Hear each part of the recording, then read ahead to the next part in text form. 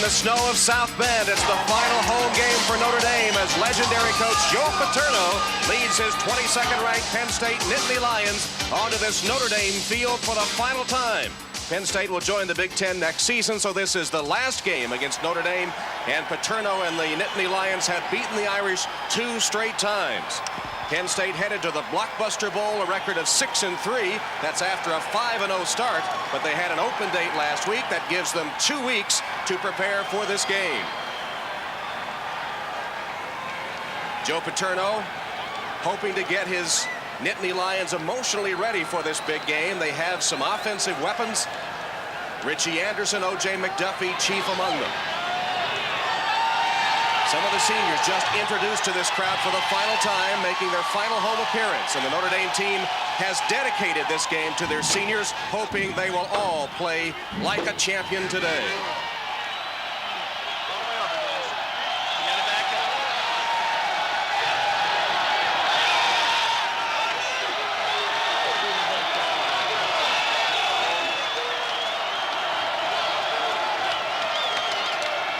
Many tears were shed at the pep rally last night as the seniors faced the student body as football team members for the final time at home.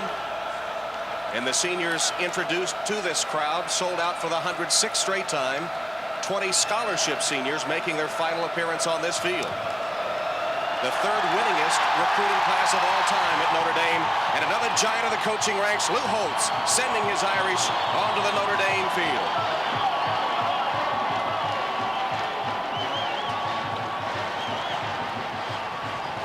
It's another below freezing afternoon in South Bend. Game time temperature 31 degrees with a brisk wind from the north. We're expecting an inch or 2 of snow accumulation possible before the afternoon is over.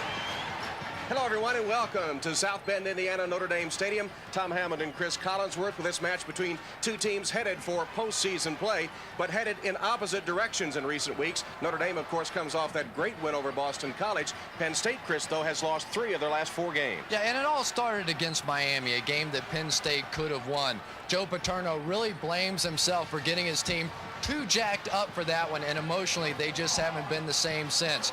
But they've had a week off, had a chance to go back and work on some fundamentals, and Lou Holtz is sure that he will see the team that played so well against Miami. Notre Dame's All-American fullback Jerome Bettis will not start. He has a lingering ankle injury. But the big question for the Irish is the physical status of their quarterback, Rick Mirer. Now, Rick Mirer spent the day in the infirmary yesterday. He was unable to keep down any food, but the good news is he got up this morning, held down his breakfast, and should be ready to go. But the question has to be his endurance. How long can he go? Can he make it 4 quarters here today? Well, of course, the weather conditions could play a part in the outcome of this game. For more on that, let's go to the sideline and John Dockery. Doc?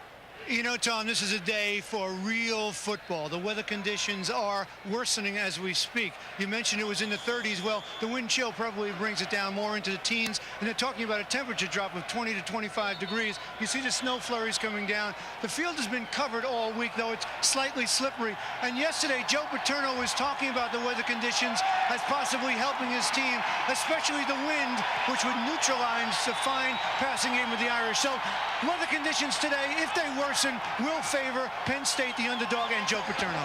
Tom? Some of the students don't mind the conditions, obviously, as we look at the series record. And as we said, this is the last meeting between the two, so a Notre Dame win today means the series will be tied forever. Penn State the winner the last 2 times they have met. Penn State won the toss. They defer to the second half, so Notre Dame will receive to start the game. Lou Holtz, Irish, ranked 8th in the nation, headed for a New Year's Day bowl. Joe Paterno's Nittany Lions headed for the Blockbuster Bowl. Musillo with the kickoff, and it's a short kick. Fair catch called for and taken by Notre Dame. They'll have great field position to start, just short of their 40-yard line. Here are the starting lineups now for Notre Dame. The #1 total offense team in the nation. Rick Mirer needs only 6 yards to take over the Irish all-time lead in total offense. The rest of the lineup, Brooks leads the nation, averaging 8.3 yards a carry. And in the line, Knapp, Norman, and Hall making their final home appearance today. Mirer hands to Brooks on first down. Active spin move by Brooks nets him only about 3 yards before he's tackled by Willie Smith at an inside linebacker spot. Here's the Penn State defense. On the defensive line, Taroka Jackson now recovered from an ankle injury. Their best pass rusher, Givens, also hobbled by injury when healthy. One of the best in the college ranks. Secondary's been victimized in recent games. Derek Bana made a key short yardage tackle of Jerome Bettis, though, in the Penn State win over Notre Dame last season. Brooks in motion. Myers' first pass is complete to Jarrell. Adrian Jarrell pulls his way to midfield. And with that pass, Rick Meyer has just become Notre Dame's all-time total offense leader. It went for 9 yards, and he breaks Berline's record at Notre Dame. Here's a look at the total yardage up to date, including that 9-yard pass. Rick Meyer, in Notre Dame's storied history, is the all-time total offense leader.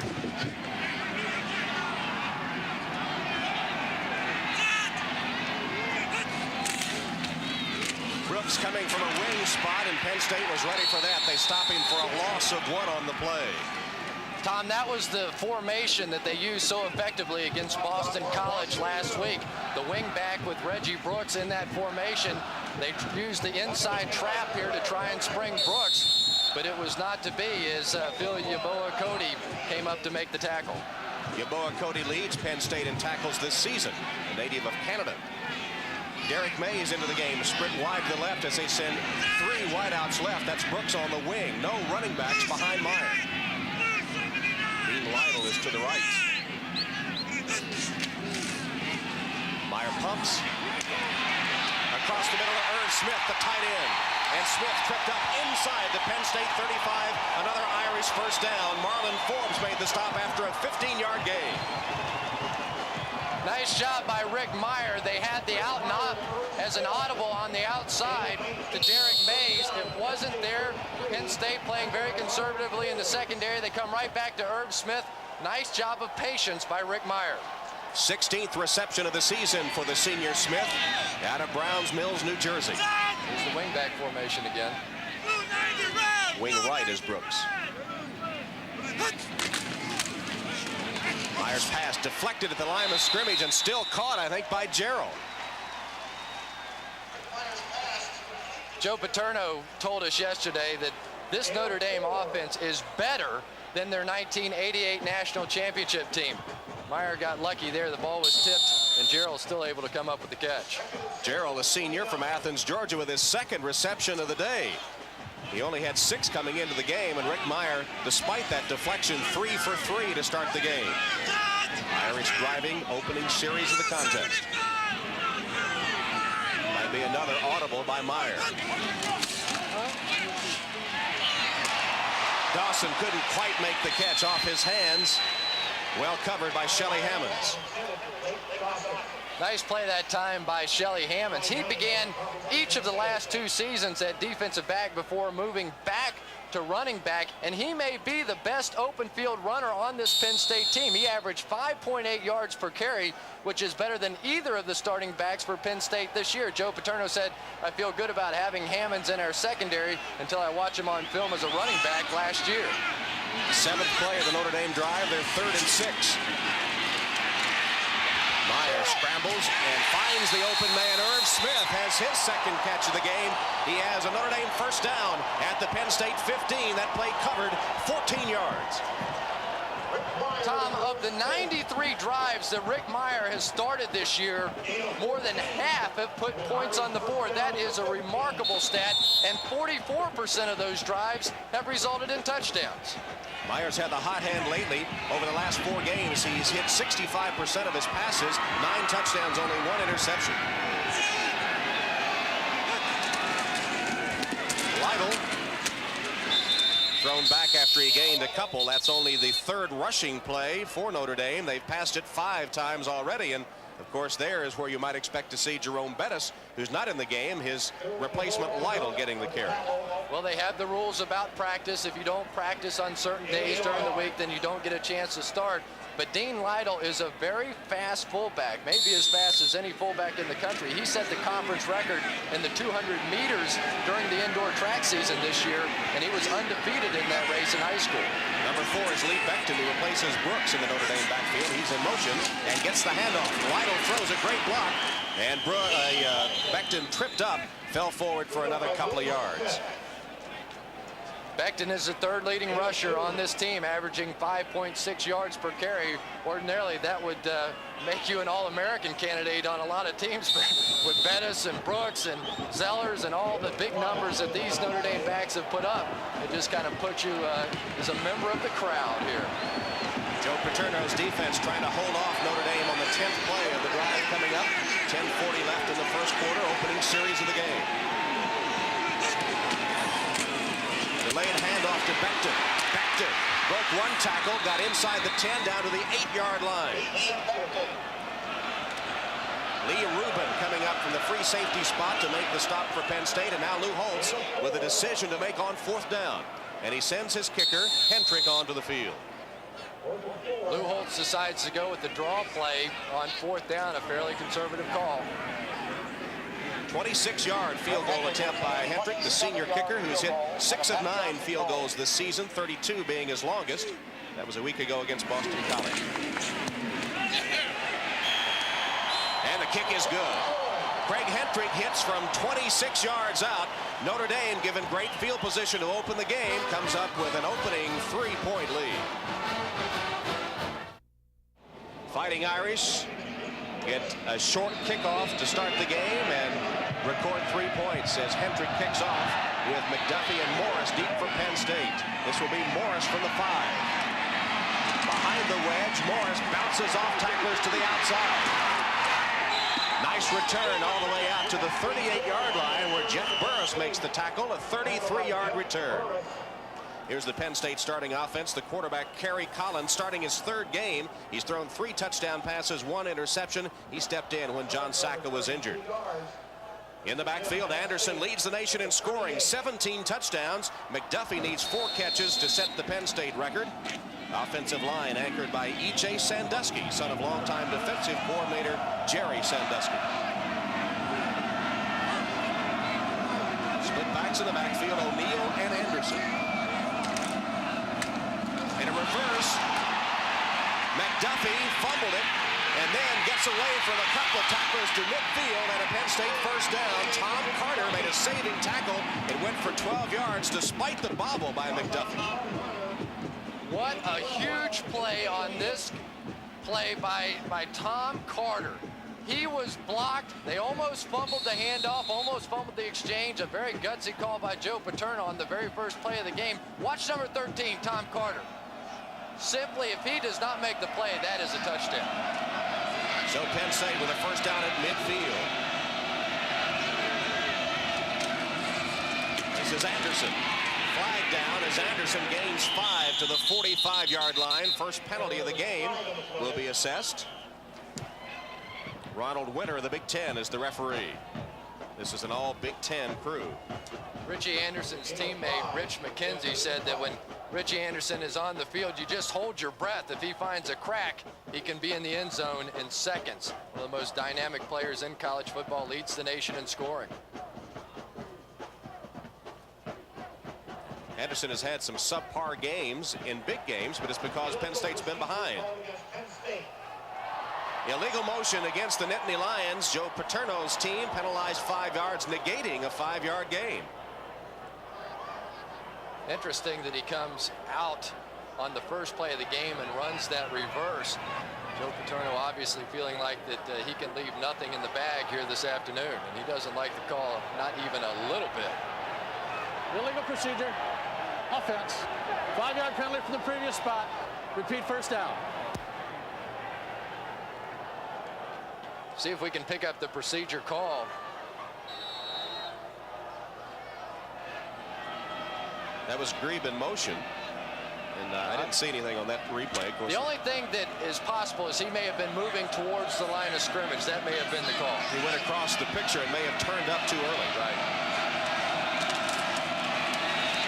First pass by Collins. Collins results in a Notre Dame sack all the way back to the 40. McGill and Young converge on Collins and take him down on the first passing attempt of the day for Penn State. Let's take a look at that starting Notre Dame defensive unit. They've been susceptible to the pass early in the season, but played well a week ago. Devon McDonald leads the team in sacks. He and DeBose likely headed to the NFL next season. Anthony Peterson from Pennsylvania, the top tackler. That's the secondary. Burris has 5 interceptions. Carter has 4. Kerry Collins started at BYU 2 weeks ago. Paterno said Collins was jittery early, saying the crowd bothered him, but eventually he settled down. But unfortunately, they were behind 30-3 at that point. Draw play on 2nd and 20. It's Brian O'Neill who gets 5 yards of it back, and it'll be 3rd and long for Penn State after Peterson and Flanagan make the tackle. And 3rd down conversions is where Notre Dame has made a tremendous improvement defensively. Last week against Boston College, Lou Holtz's defense stopped BC on 3rd down 12 of 13 times. 12 of 13 times. That is a remarkable stat. Demetrius DeBose was telling us there were very few missed defensive assignments in that game. Everybody was on the same page. And looked at a line stunt and a pass intercepted. The ball deflected. John Covington and Tom Carter right there together, and Notre Dame off the deflected pass makes the interception of Collins. Just a poor read by Kerry Collins. It was a zone on the outside. Tom Carter just sitting and waiting for Ryan Grieve to come out. And then John Covington making the nice interception. Poor read by Kerry Collins, the Penn State quarterback. And watch this one-handed cradle of the ball by Covington, his 3rd interception. Big play by the defense of Notre Dame.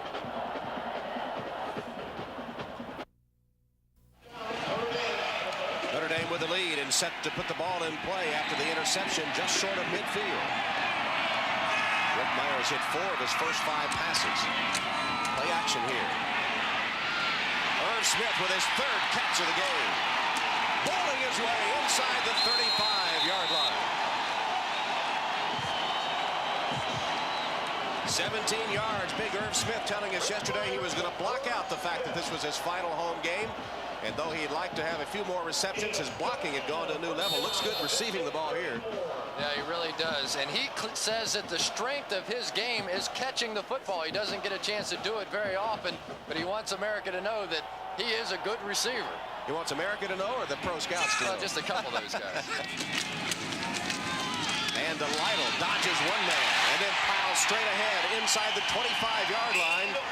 Notre Dame got it going on the ground and through the air at the moment. That one went 9 yards for Dean Lytle, who has replaced Bettis in the lineup, and Bettis has yet to see action. Let's go down to John Dockery. You know, Tom, talking to Joe Paterno yesterday, one of the things he was most worried about, it's almost a self-fulfilling prophecy, was an early turnover. What happens to Penn State early? A lousy kick. Notre Dame comes down, gets a field goal, and then on the ensuing offensive series, a turnover. So right now, Joe Paterno is perturbed. You saw him with the officials before on that call, and he's worried about his team. They need a confidence builder right now, especially in this first quarter. If they get behind early, which they are now 3-0, if it goes to 10-0, Penn State could be in trouble. Lee Rubin, the Nittany Lions free safety, shaken up on the play, able to come to the sideline under his own power. I really like the game plan by Lou Holtz so far. It's been wide open. We talked about Brooks and Bettis at the top of the show, but so far it's been all Rick Meyer. Here's Reggie Brooks. Slammed down after a short gain, and I think short of the first down. They only needed a yard. I don't believe he gained that much. Is Phil Yeboah Cody from Montreal, Canada, leading tackler for the Nittany Lions, stopped right up the middle. Now 3rd and 1, maybe less than 1, and Notre Dame in short yardage situations this year as Jeff Burris checks into the ball game. On 3rd down and 2 or less, they are 16 for 18 on the season. They'll line up in that old-fashioned straight T formation with Burris, normally a safety on the defense end. Zellers is also in. And straight ahead is Ray Zellers. Zellers picking up the Notre Dame first down as they go to their power run formation. Joe Paterno said that defensively, we haven't been able to stop anybody lately. In Penn State's last 3 games against Boston College, West Virginia, and Brigham Young, the defense has given up 102 points and lost 2 of those 3 games.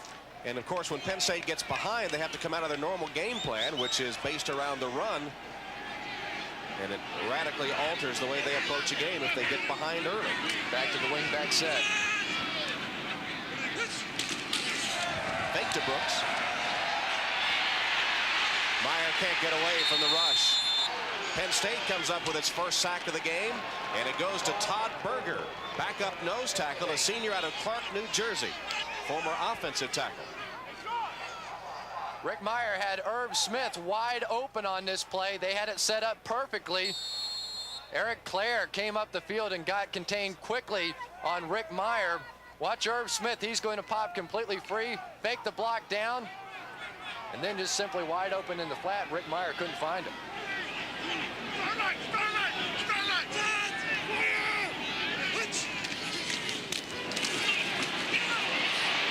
Meyer got rid of it. Lytle can't get it, and it's intercepted by Penn State.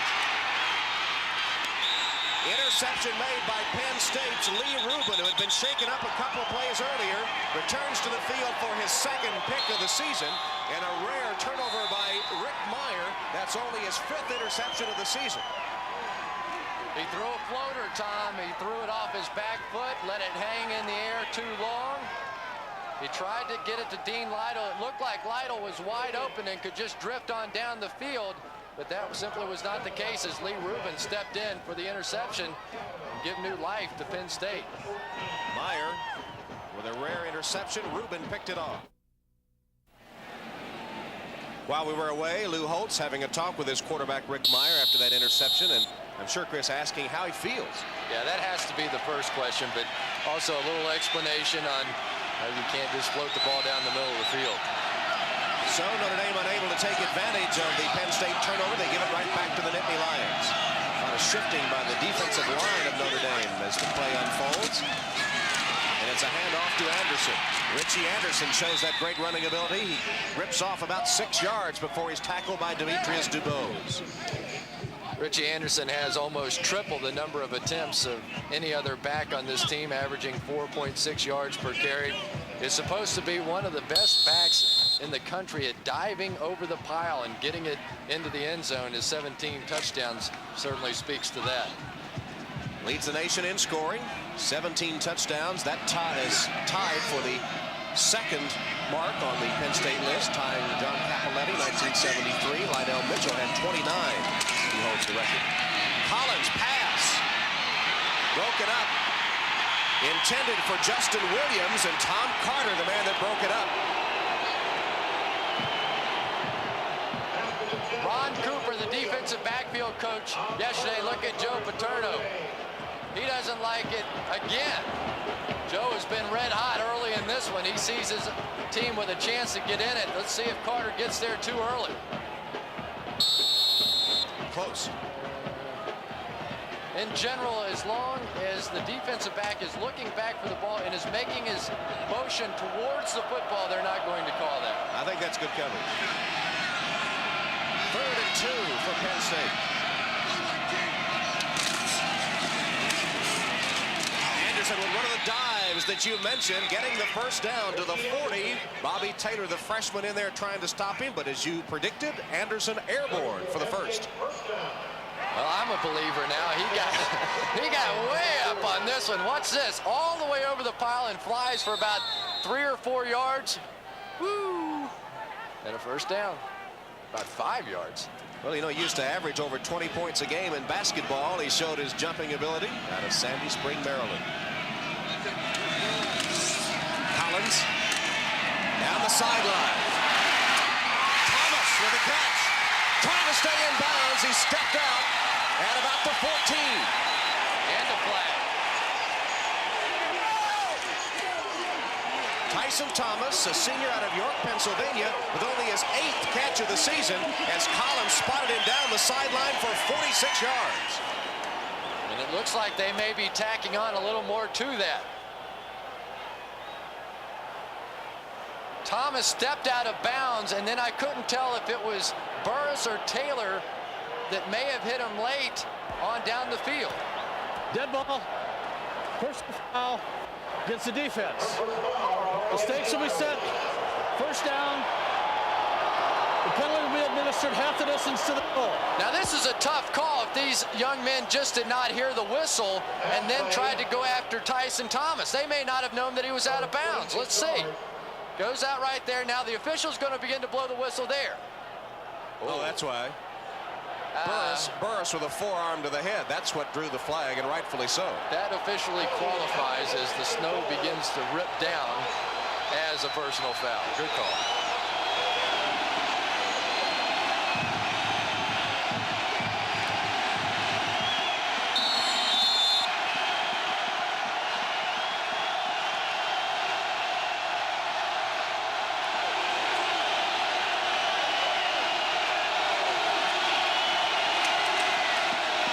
Rolls. Incomplete, intended for Brian O'Neill.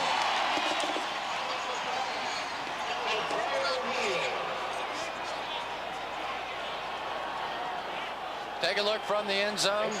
Joe Paterno comes right out with the rollout pass. They're going to try and dump it quickly in the flat and just overthrows it a bit. They weren't looking for much. That was a ball possession type of throw. They wanted 4 or 5 yards, get it down inside the 5-yard line, take 2 cracks at it from there.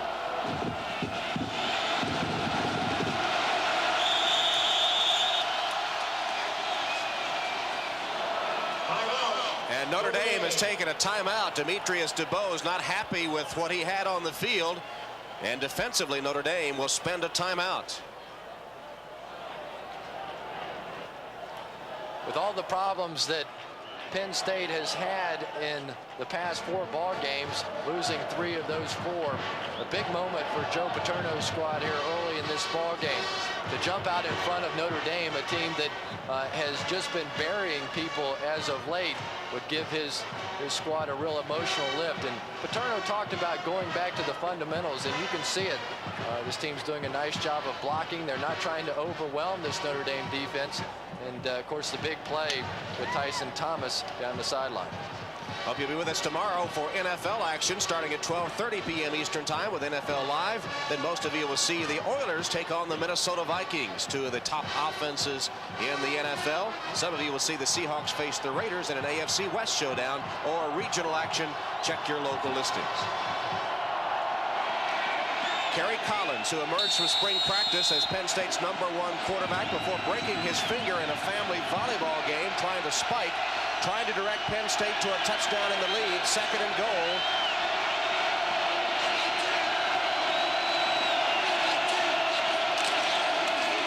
Fake the pitch, hand straight ahead to O'Neill. O'Neill plowing hit. I said 2nd and goal. It was actually 2nd and 3. They can pick up a first down, and it will be close. Collins says they got it. Got a good matchup on the outside should Joe Paterno choose to exploit it. O.J. McDuffie, their All-American candidate, 1-on-1 against Tom Carter. Ron Cooper, the defensive backfield coach, said that if we're going to get in a 1-on-1 situation with McDuffie, I want it to be Carter. If we'll double him, I'll use Carter elsewhere. First down. It will be 1st and goal for the Nittany Lions.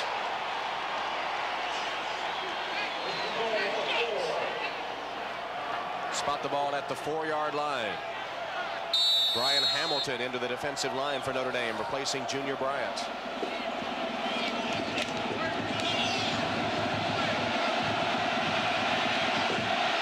Watch for Richie Anderson over the top. They shift out of the power eye to split-backs. Tried to go airborne, did Anderson, and couldn't get there. Stopped by the Notre Dame defense. Demetrius DeBose right in the middle of things. And Jeff Burris was looking for one major mid-air collision that time with Richie Anderson, and Demetrius DeBose, he's fired up. Richie Anderson was quoted in the paper as saying that once he breaks the line of scrimmage that he could run over any linebacker that Notre Dame has. Demetrius DeBose wasn't too crazy about that comment.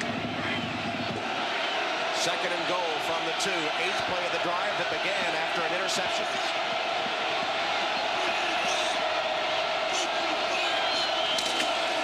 Anderson. and stopped.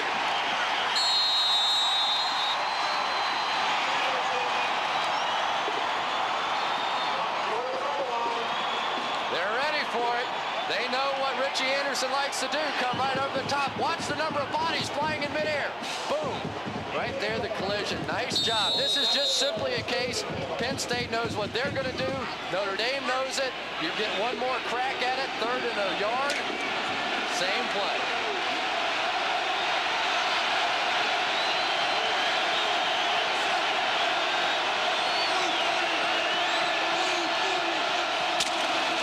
Anderson. This time he got it. There's a flag down.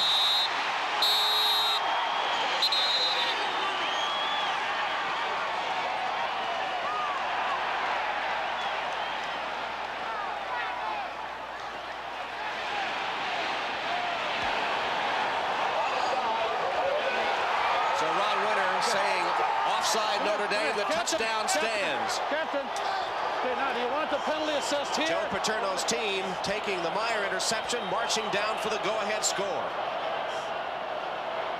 Richie Anderson certainly is not faint of heart. 3 times in a row he goes up over the top knowing that he's going to get smacked around pretty good. That time just enough. Watch Anthony Peterson trying for the midair collision. But J.T. Morris got just enough of Anthony Peterson to prevent him from jumping and meeting Richie Anderson in midair. Snow coming down with a vengeance now as the extra point attempt is up. And blocked by Notre Dame. Was it DuBose? No, let's see. Who was it that got in there? It might have been Bobby Taylor, the freshman. We know the great jumping ability of Taylor. Texas 5A basketball player of the year, and it sure was Bobby Taylor with the block. Still, Penn State has the lead. The snow at Notre Dame Stadium coming down nearly in chunks now, almost obscuring the mosaic on the side of the Hesburgh Library. In the distance, the house that Rockne built. Notre Dame Stadium sold out for the 106th consecutive time. Penn State just driving down the field 72 yards for the go-ahead touchdown. Point after blocked at 6'3" Nittany Lions. Vasillo's kick, again a short one, and taken by one of the upbacks. Fumble. Notre Dame got it back. Brian King knocked the ball loose. Lee Becton was able to recover it for the Irish. No, it was Miller that went back to get it, I guess. And what Penn State and Joe Paterno is doing, they don't want Mike Miller to get his hands on the football. He runs about a 4.3 40. He's had a great deal of success on kickoff returns this year. And it looked like Lee Becton may be injured on the play. He's had an injured shoulder, and it looks like that right shoulder that is dragging a bit as he comes off. Here's the hit that caused the fumble and also injured Becton. Ooh. First down at the 22 for the Irish, now trailing by 3. Brooks finds a running room on the right side and is just tripped up. Brooks, who had carried 3 times for only 3 yards prior to that one, was tripped up by Brian Gelheiser, or he was off to the races. Watch how Reggie Brooks is holding onto the ball. Obviously, with all the snow and the poor conditions, he does not want to fumble. Nice job that time by Dean Lytle tying up Gelheiser, who just made a shoestring tackle. I'll tell you, Reggie Brooks in the open field, very, very, very dangerous. Becton having that right shoulder looked after on the sideline. Lytle bursts free, then fumbles the football. It's still loose, and Penn State recovers. Shelly Hammonds fell on the ball after Reggie Gibbons had knocked it loose. Second Notre Dame turnover as Lytle fumbles. It's like a dream for Joe Paterno. This is what he needed.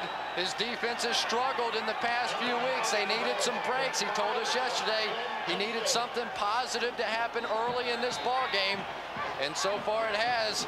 The interception by Rick Meyer, and now the fumble by Dean Lytle. Ball was stripped by Gibbons. Hammonds recovered. First down, Nittany Lions. Collins. That one was nearly picked off by Greg Lane of Notre Dame. Dangerous pass. He threw into double coverage, and Lane nearly had an interception and probably a touchdown. I really don't know what Kerry Collins is doing. He looks a little unsettled, and he wouldn't be the first guy that we have seen come in here at the quarterback position and have problems early in the ball game. A lot of very dangerous passes out in the flat, and what you don't want to do because of the effort of your defense is now all of a sudden give up a cheap touchdown with your offense. Collins' only completion was a big one, though, 46 yards to set up their touchdown. Anderson tackled after a gain of 1 or 2. Let's go down to John Dockery. Got those ears warm, Doc? I'm trying to keep warm, Tom. As you can see, the snow is starting to stick on the ground here and making it a little more slippery. That's part of the reason. Besides that, it's very cold down here. Wind chill has to be in the low teens. And there's one other factor. The wind is starting to whip kind of left to right. So right now, the end of the quarter is coming. So the wind factor will change as Penn State will get the win in the second quarter, Tom. Well, bad weather generally favors the underdog. Right now, the underdog has the lead. 6-3, Penn State after 1.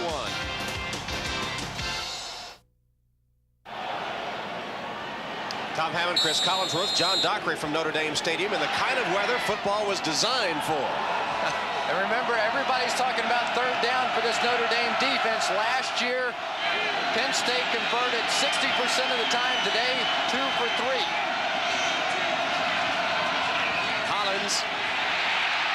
Under pressure, misses his man. Wide open. Absolutely wide open. Going down the field was Brian O'Neill, and Kerry Collins just overthrowing. That could have been a very big play for Penn State. The safeties were gone. Well, they were kind of close. What about visibility in snow this thick? I mean, the cameras don't give the true picture. It's got to be difficult to see at field level. Yeah, the worst part is the snowflakes will hit your eyes from time to time. It can be very difficult as a wide receiver running down the field just to look back and have a snowflake hit you in the eye. First punt of the game for either side. Jamie Grease. Miller, if he can find it, makes the catch and then is hit and dropped after about a 3-yard gain. Let's go to New York now for a college football update with Jim Lampley. Number 6 belongs to Jerome Bettis. Time for him to make his first appearance of the game. Bettis, the All-American fullback, number 2 rusher for the Irish. He's gained 668 yards coming into this contest, as you see, averaging 5.5 a carry. Well, this is fullback weather. That's what Lou Holtz wants to get done. He wants to get back to the fundamentals of this offense, which is Brooks and Bettis. The thing that we have seen is that neither of these players are as good without the other. But when they're both in the backfield at the same time, explosive things happen. Looks like they're going to punt this one again. I didn't see a flag, but it may be hard to see one on that field. It took a while for him to sort it out, that's for sure. This is just fun. Well, for us. Yeah, this is fun. If we close these windows in here, it'd be a lot more fun. Yeah, I know. They just the snow, but as the conditions get worse, it certainly does favor Penn State, especially with the lead. So Drees will kick again. And Miller calls for a fair catch at his own 20-yard line. 38-yard punt by Penn State, and the Irish offense now retakes the field. Meyer with a last-second conference with Lou Holtz. And you have to wonder how Rick is feeling. A lot of times when you have the stomach virus or whatever, you begin to get the chills. So, let's go down to John Dockery. Yes, Tom, I'm down here in the field and the conditions are getting worse, but I just got an update on Rick Meyer. He's fine. He had an upset stomach a little bit yesterday. Bettis is absolutely fine. People were bewildered he wasn't playing earlier. Back to you, Tom. Bettis is in there now, but only the block for Meyer, and he can't do the job as the Penn State defense collapses for its second sack of Meyer today. Man-to-man defense that time in the secondary. Joe Paterno generally does not like to play man-to-man, but it works here. Able to put some pressure on Meyer. No one open down the field. That's a coverage sack. And the redshirt freshman Eric Clare out of Elizabethtown, Pennsylvania, gets credit for the sack. Dawson and Griggs wide receivers. Brooks and Bettis in the backfield. Pitch to Brooks. Brooks had a head of steam going, got back the yardage lost and then some before he's tackled by Willie Smith. Smith, a sophomore from Fort Pierce, Florida, getting in the lineup today in place of the regular Brett Wright, having a big game so far. Interesting call now for Lou Holtz. 3rd down and about 7 or 8. With these kind of weather conditions, you don't want to turn the football over. We'll see if he puts it in the air.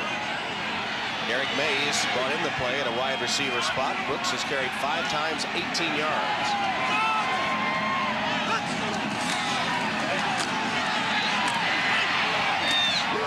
Myers' pass intended for Mays, but too high, and good coverage as well by Derek Bonner of Penn State.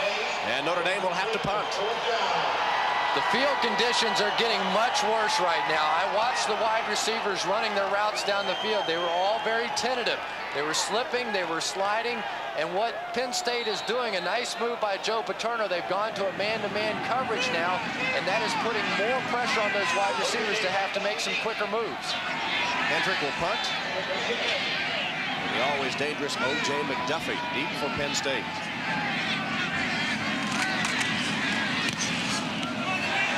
Sailing punt and a high one. Good hang time for Hendrick, and all McDuffie can do is call for a fair catch. He makes it at about the 36-yard line. That was a 41-yard punt through the snow. Penn State still leads. Back at Notre Dame Stadium, there's a guy that missed his fly south cue. Even the Ducks are wrapped up today. Penn State holding a 6-3 lead. Just over 13 minutes left in the opening half. Nittany Lions with the football. Anderson, not much, couple of yards.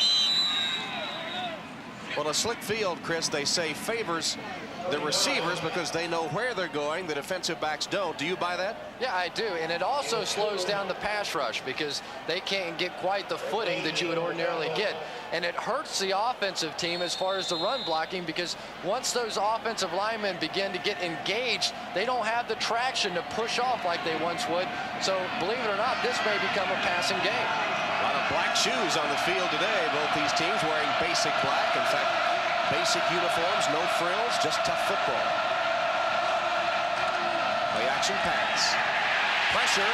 There was a screen set up, and Anderson can't hold it. I don't know if we can see this again or not, but I mean to tell you that they have that screen pass set up. That's the 2nd time that Kerry Collins has missed a wide open receiver. Watch Richie Anderson just pop out. Take a look. Blockers in front and nobody on that entire 3rd of the field for Notre Dame. A break for the Irish. Brian Hamilton had up ahead of steam, putting the pressure on Collins, who's hit only 1 of his first 7.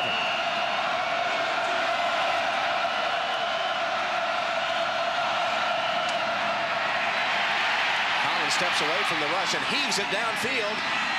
And O.J. can't handle it. McDuffie broke inside, leaving the defender behind, and then could not hold on to the football. That's the kind of play that you expect O.J. McDuffie to make. He's working one-on-one on Greg Lane. Greg Lane falls down. Nobody else left around, and McDuffie cannot believe that he blew that opportunity. Last year, he had 143 yards and 3 touchdowns versus Notre Dame. Joe Paterno told us McDuffie, the finest player he's been around in his 42 years as assistant or head coach at Penn State. Before the punt is away, the whistle blows. Notre Dame had to take a timeout. They had too many men on the field. It is the 2nd Notre Dame timeout called here in the first half. All right, 6-3 here. Penn State with the lead, 12-10 left. Well, Florida State found out that ACC is a little tougher than some expected. Tough, but still the Seminoles in a customary spot, right in the top 10 and headed for a New Year's Day bowl. Penn State, they know where they're going as far as the bowl picture is concerned. Be headed for the Blockbuster Bowl, assured that with their 6th win. Notre Dame has assured themselves a spot on a New Year's Day bowl, one of the major ones there, just a question of which one. One of the coalition bowls. Reese's punt will bounce and go out of bounds. Let's see, that is what, about the 27-yard line. It's getting a little difficult to tell. Your guess is as good as mine. We'll be back. Get out the blankets and the mittens and the stocking caps, but nothing can keep the Irish faithful from coming to the final home game of the season. There's a new low in Balloon head. Notre Dame, first down, pitch to Brooks. Couple blockers in front as he gets to the outside. Brooks with a stiff arm, knocked out of bounds at the 45-yard line. First down run of 17 yards. The mailman, neither rain nor sleet nor snow shall slow down Reggie Brooks. He looks to be the most comfortable of everybody on the field as far as handling this turf. I don't know if he has some longer cleats in or exactly what the story is. Everyone else very tentative with their footing, but not Reggie Brooks. Reggie Brooks has the chance to set the all-time Notre Dame record for one season yards per carry set by the legendary George Gipp back in 1920. 8.3 yards per carry, Gipp's record 8.1. That won't help any as he's tripped up after a yard gain by Brian Gelheiser. This game will be reduced to Reggie Brooks and Jerome Bettis and Irv Smith. Irv Smith has played well. The short ball control type of passes are the ones that you look for now. May want to try and get Smith back involved in the game plan. Jerome Bettis back in the game as Brooks lines up on a wing. Bettis right behind Meyer.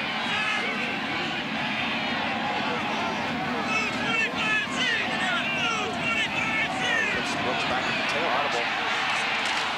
And gives to him.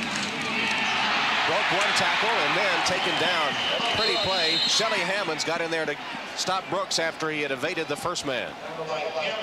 One great tradition that they have at Penn State is having the ability to tackle. That time Shelly Hammond's coming up out of the secondary and making the play. Always very good tacklers, very hard hitters in the secondary for Penn State. You can remember a few years back in the Fiesta Bowl, the job that they did against the Miami Hurricanes receivers. And of course known far and wide for their great linebackers. Linebacker U.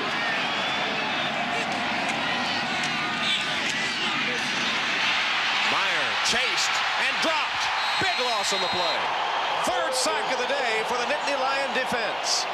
Eric Clare and Phil Yaboa Cody getting Meyer for a big loss, and Notre Dame will punt. Eric Clare, number 89, and Rick Meyer may be hurt.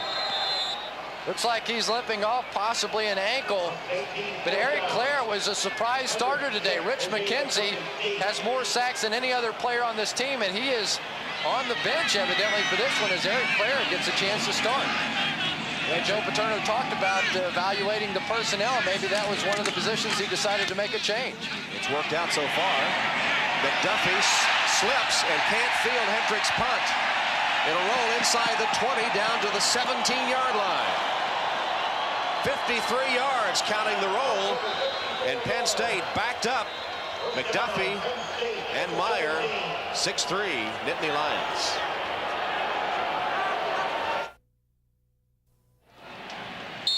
Notre Dame quarterback Rick Meyer, wearing the jacket on the left, was a bit gimpy as he left the field after that last series, but apparently is all right and ready to return to the game the next time Notre Dame has the ball. Penn State, the last two drives, 3 plays and a punt. Anderson tried to change direction, and that was his undoing. The defense collapsed on him at that point for a loss on the play. Let's go to Jim Lampley for another update from New York. Two teams headed for Bowles, squaring off in the snow of South Bend. Anderson, can he get the corner? No, DeBose took him down right at the line of scrimmage. Demetrius DeBose, one of those seniors overcome by emotion at the pep rally last night. The tears flowing freely from the All-American linebacker. Very athletic, very agile. Seems to be doing a good job with his footing. Jumped outside. Well, there's just no substitute for speed. The Miami Hurricanes have won so many national championships in the past decade based purely on speed. There's the season DeBose has had, despite sitting out the first 2 games under NCAA suspension.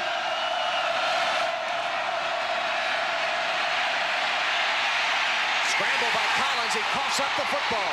And DeBose can't hold on. Still loose. Notre Dame's ball.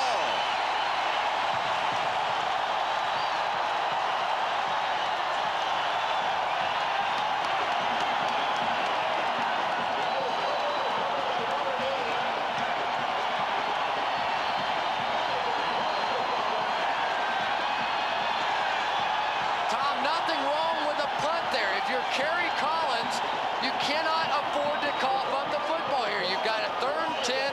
The conditions are horrible. The ball's hard to hold on to. You got to put it away there. You cannot give the defense a chance to strip you and back your defense up against the wall. Punt it back down the field. You got a 6-3 lead. You see the mad scramble going on, but again, Kerry Collins with a huge mistake. And Brian Radigan, the man that eventually collared that elusive pigskin. First down, Notre Dame from the 14 of the Nittany Lions. Brooks has made a season of that spin move, but a little tough to do in these conditions. Derek Bana made the stop for Penn State as Collins talks over that fumble turnover. Yeah, and interesting now, Jeff Burris coming in the game. Looks like Notre Dame is going to go to the full house backfield, just as if this were a 3rd and short, 3rd and goal situation. Try and get a little extra punch in the backfield. Images of old-time Notre Dame football in the snow of the stadium. Full house T backfield. Bettis, first carry of the day. Bana again makes the tackle on big Jerome Bettis. John Dockery, how is Bettis? You know what? He's wearing this brace, as we talked about last week. He's tightly taped on that left ankle, which he hurt. And you know, my feeling is the weather. He limped off a little bit after the last series, and I think the weather is so cold that it makes muscles feel tighter. He talked about it yesterday, and he didn't have a chance to get warmed up very much. He didn't play in the first quarter, so I think Jerome Bettis is a little bit tentative, and the cold weather has made him a little bit tighter, and the injury a little bit worse. And Reggie Brooks just came off, limping a bit. Bettis, Lytle, and Burris in the backfield. Bettis to the line of scrimmage. Decision time now for Lou Holtz. Almost have to go for it with that kind of an angle, and with the goalposts reduced the way they are, no reason to try for the field goal. Great short yardage team. Remember, coming into the game, 16 for 18, 3rd and 2 yards or less. Here it's a 4th down.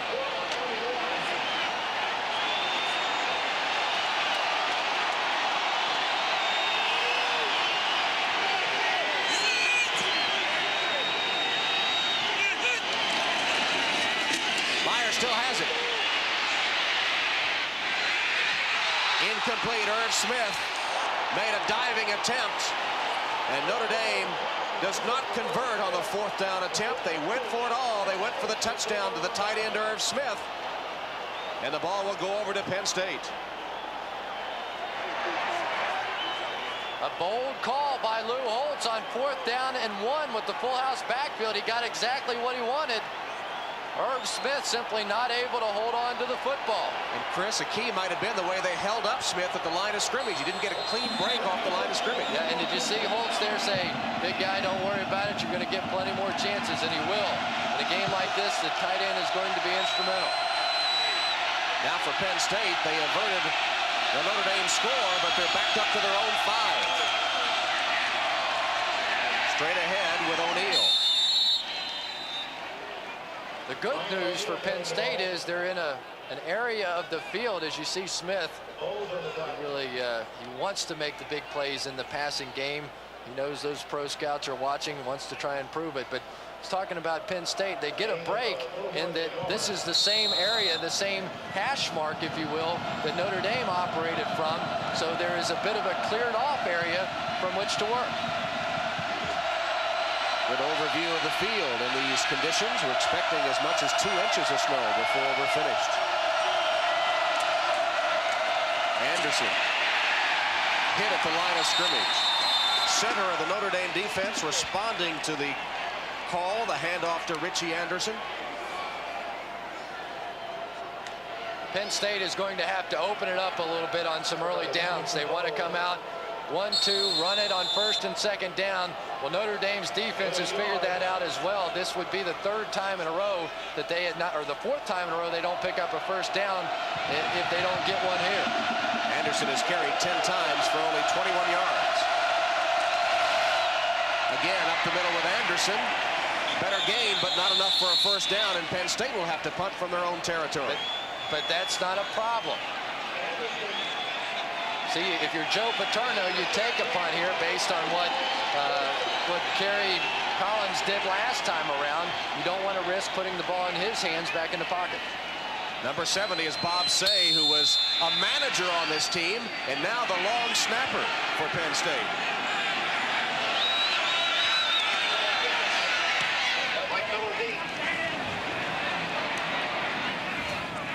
And the punt will go out of bounds in Notre Dame territory, about the 46-yard line. Notre Dame will take over there after a 39-yard punt. In the snow, 6-3, Nittany Lions. Richie Anderson getting some help digging the sod out of his helmet. Here on the off track, it has been a defensive struggle. Penn State 4 first downs, Notre Dame 7. Nittany Lions with the lead. Meyer on the option, pitch to Brooks. Penn State has it well defensed, but the tackle not made, and Brooks does get back to the line of scrimmage, maybe gained a yard. Penn State obviously was ready for it, but the slippery field, unable to make the tackle. There's an idea of how muddy and slippery it's become. And that gets cold. You get that goo on your uniform, and it is definitely cold, but nice run that time. You know, every once in a while you'll see a great 2-yard run as you see the goo on the back of the jerseys. But that time Reggie Brooks was caught dead to rights in the backfield by Rich McKenzie, was able to get away and even pick up a couple of yards.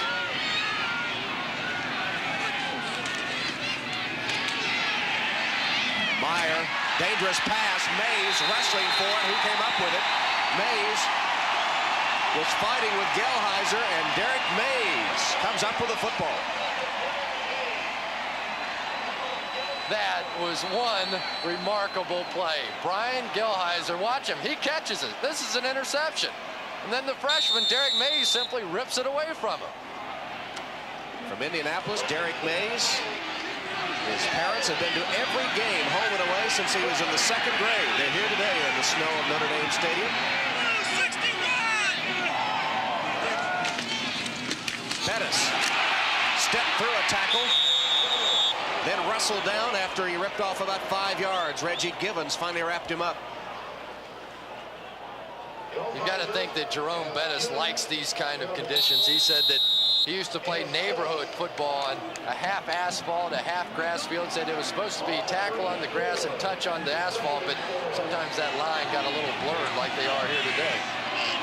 This could be the final home game for Bettis, too. He's only a junior, but some discussion that he might go hardship and join the NFL. Nice leap by Brooks to the outside. Knocked out of bounds.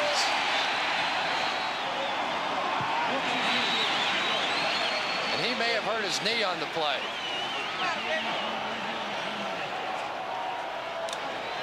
There's so many cameras, so much equipment down there, it's possible that when he came down that he may have landed on something.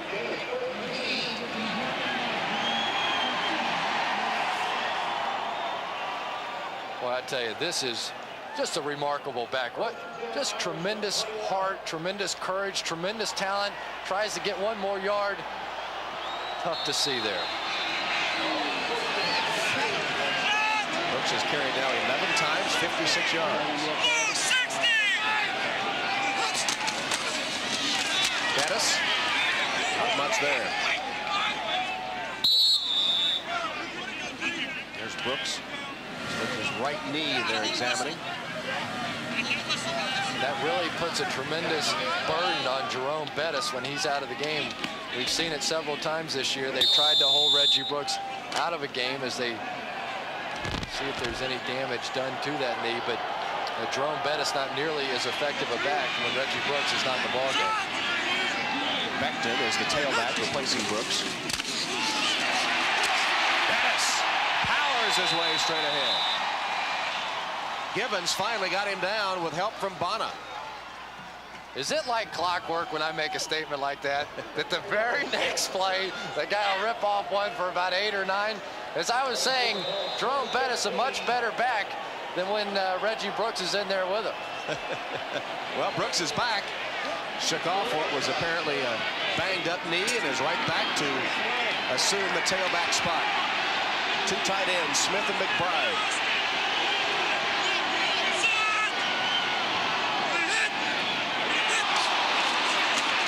Brooks fighting his way forward, close to the first down.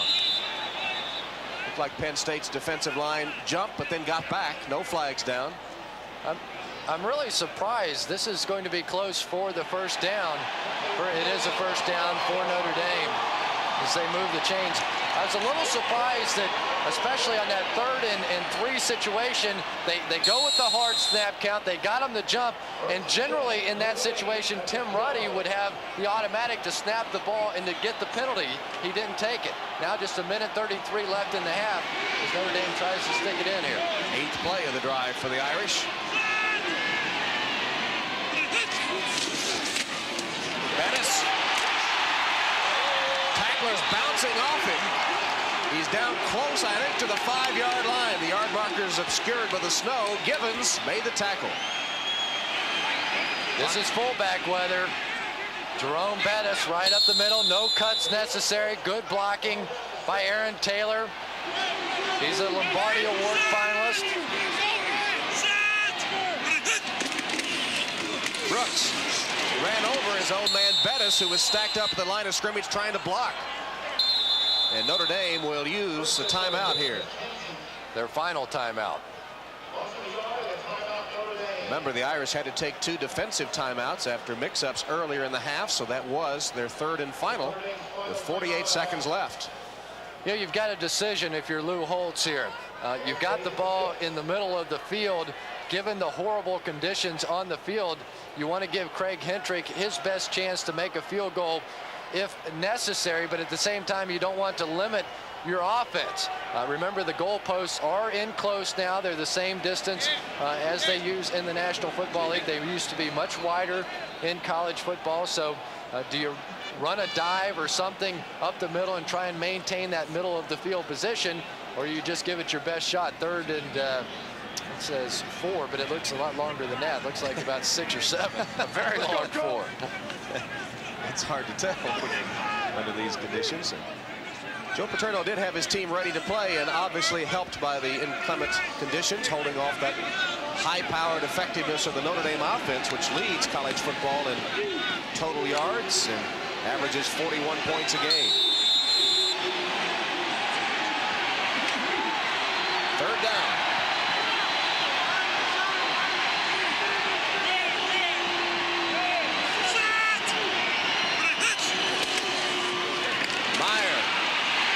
Wrapped up, got away from one man, and then the pursuit gets him, and that's the 4th time they've taken Meyer down today. And now, no choice, they will kick for the tie.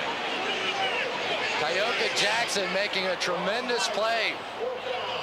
No timeouts left, so they have to get on the field, snap the ball. They have plenty of time, 23 seconds. But again, because Rick Meyer scrambled, they have the tough angle. 32-yard Hentrick field goal attempt.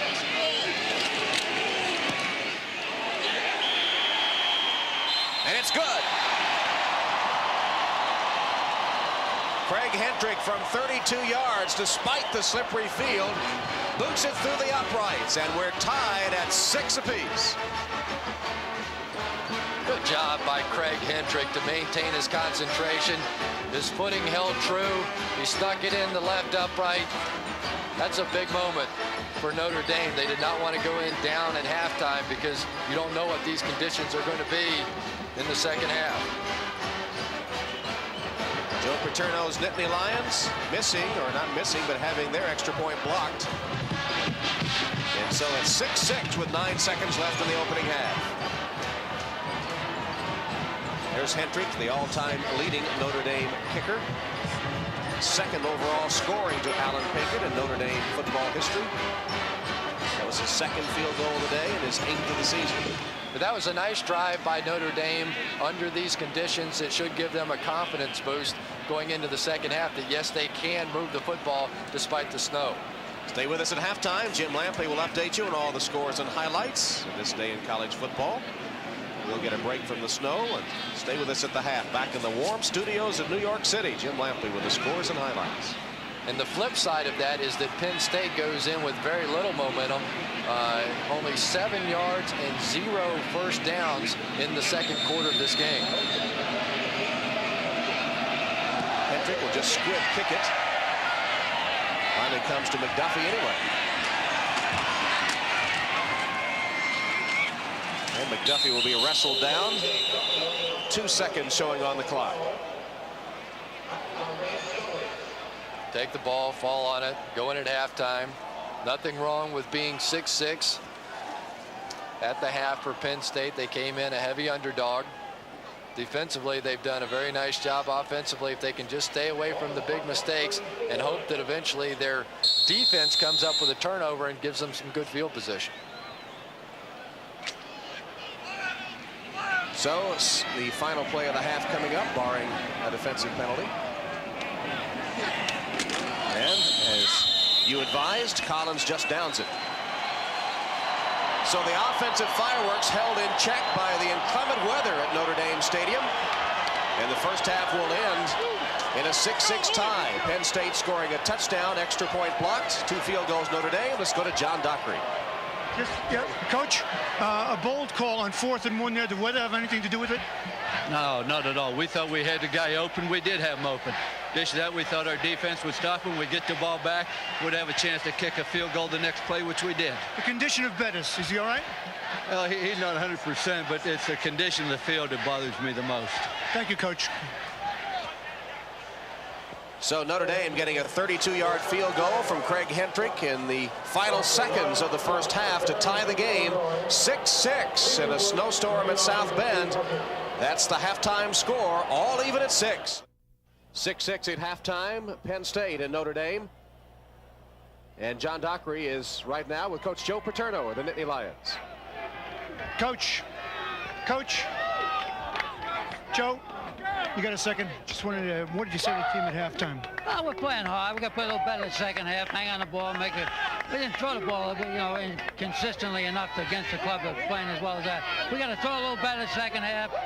Just a little bit more effort, I think we'll be okay. How do the weather conditions affect you? There's a lot of slipping. I guess it affects both sides. They do a little better job at the running game than we are with the footing, but we'll be all right. Thanks, Coach. Okay. All right, the doc always comes through as Penn State onto the field. The snow has let up a little bit. They've had the Zambonis or something out to clear off some of the yard markers. It's a little better on the field, although it's probably still slippery. Well, the weather outside is frightful. The booth is so delightful. The weather conditions, obviously, the most important factor in that first half. Notre Dame did have a big play, though, on 4th and 1 as they went for it close to the Penn State goal line. They had to turn the ball over, not converting. Yeah, a bit of a surprise. Lou Holtz with the great power football game that he did. He had the full house backfield in and had a chance to complete it to Irv Smith. They go with the play action pass. And look at the play here. They really have Penn State outflanked. They've got people outside here. They're going to run the play action this way, Rick Meyer, and then Irv Smith is going to try and sneak to the back of the end zone and make a play. Everything works perfectly. They get the good play action. Rick Meyer does a nice job of scrambling. Now it's just up to Irv Smith to make a big play and couldn't get it done. You'll see in the replay that he had every single opportunity to make the catch. He had a little bit of trouble, a little bit too much traffic to get through, but there's a play that you would expect Irv Smith to make. Well, so the weather did play a big factor in that game. I couldn't even tell if you were drawing or that was snow on the field on the telestrator. But let's take a look at the first half statistics, and the weather obviously holding down the offensive production of both teams. Only 4 first downs for Penn State, 39 rushing yards, 89 for the Irish.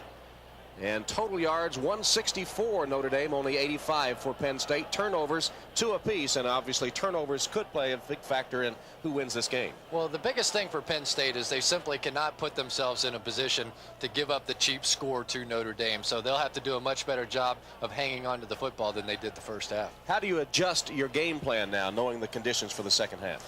Well, you just have to be patient out there on the field and understand that there's nothing wrong with a punt. You know, take the ball, do the best job that you can, and then punt it away and hope that you're the first one to get a break, because the next one on the board more than likely will win this football game. Penn State deferred their decision after winning the opening coin toss, and they will have the ball first to open the second half as the Irish gather in the tunnel opposite the end zone here at Notre Dame Stadium. And again, we point out the final home appearance for 20 scholarship seniors on this Notre Dame team. And as you can see, the snow has let up somewhat. The field at least is not as snowy as it was. It's still going to be pretty wet and still will be pretty slippery, huh? Yeah, and but really Penn State's or Notre Dame's defense has been the story. In the second quarter, they really took over. On the last 5 drives that Penn State has had, they have not had a single first down. And to the cheers of the sellout crowd, the Irish back onto the field.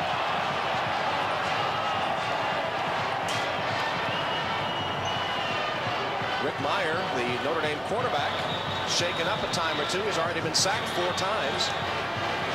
And there's Meyer loosening up. 6 of 10 on the day for 75 yards. He had 1 picked off. And he's doing a good job. Seems to be handling the football fine. They were successful going to Irv Smith early. Of course, Irv had a chance to make the great play in the end zone. But the short ball control type of passes. Don't forget Jerome Bettis, a great receiver coming out of the backfield, averaging almost 17 yards a catch. They may try to work it to him some in the second half. Kerry Collins, Meyer's Penn State counterpart, has not had a good day. Only 1 of 8, although that 46 yards to Thomas, set up the Penn State touchdown. There's thunder and lightning. Bettis and Brooks back on the field a little tardily, getting some extra treatment, no doubt, for the dings and bruises they've had both coming into the game and during the first half. But the good news for Notre Dame fans is they both appeared to be okay as they jogged out of the tunnel.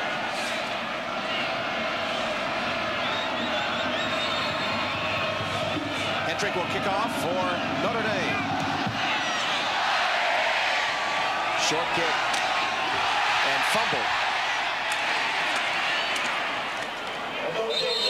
And back to the 30-yard line where Penn State will take over after McDuffie went back to get the football and takes it to the 30. Let's go to John Dockery. You know, Tom, there hasn't been any dramatic equipment changes down here. Sometimes you think that players will change to longer cleats, but really they haven't. They're just using more of the equipment kind of thing like this to wipe off their cleats. You see a lot of the players doing that to get the mud out of it. And the weather conditions, as you can see, are slightly better. So no big equipment changes here at the half. Back to you, Tom. All right, John. Opening possession of the second half. Anderson. You saw when he tried to cut upfield after getting to the outside. The footing just wasn't there. He sort of slid around, couldn't make a sharp cut, and the defense catches up to him. Penn State has really tried to run into the boundary today to the short side of the field. Of course, in the professional game, the hash marks are much closer to the center of the field, but in college, there's a short side and a wide side.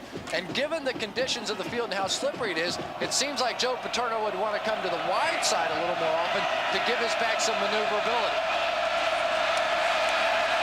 Collins throws it wide open underneath to O'Neal. And O'Neal gets about 10 or 11 yards before Demetrius DeBose takes him down. Brian O'Neal's a good story. He's Mike Mathis, an NBA referee, is his father. He was adopted by a white family. Mike Mathis, of course, his father, and just awfully proud of that young man, Brian O'Neal. Former Cincinnati High School Athlete of the Year from Purcell High School. They announced the score here, and the place went crazy. I didn't hear which score it was. Probably Illinois leading Michigan. Would be a safe guess. Should have known. Illinois, I think, is on top. 22-19 is the report we get. But a key moment for Penn State's offense to come right out and pick up a first down after they had struggled so much in the second quarter. Anderson no gain on that first down play.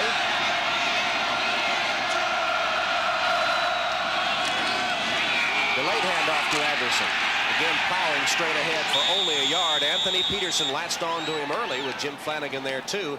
Peterson is from Pennsylvania, from Monongahela. We asked him if Penn State recruited him, and he said yes, but he really wasn't interested. In fact, his mom didn't like them, so he never even visited.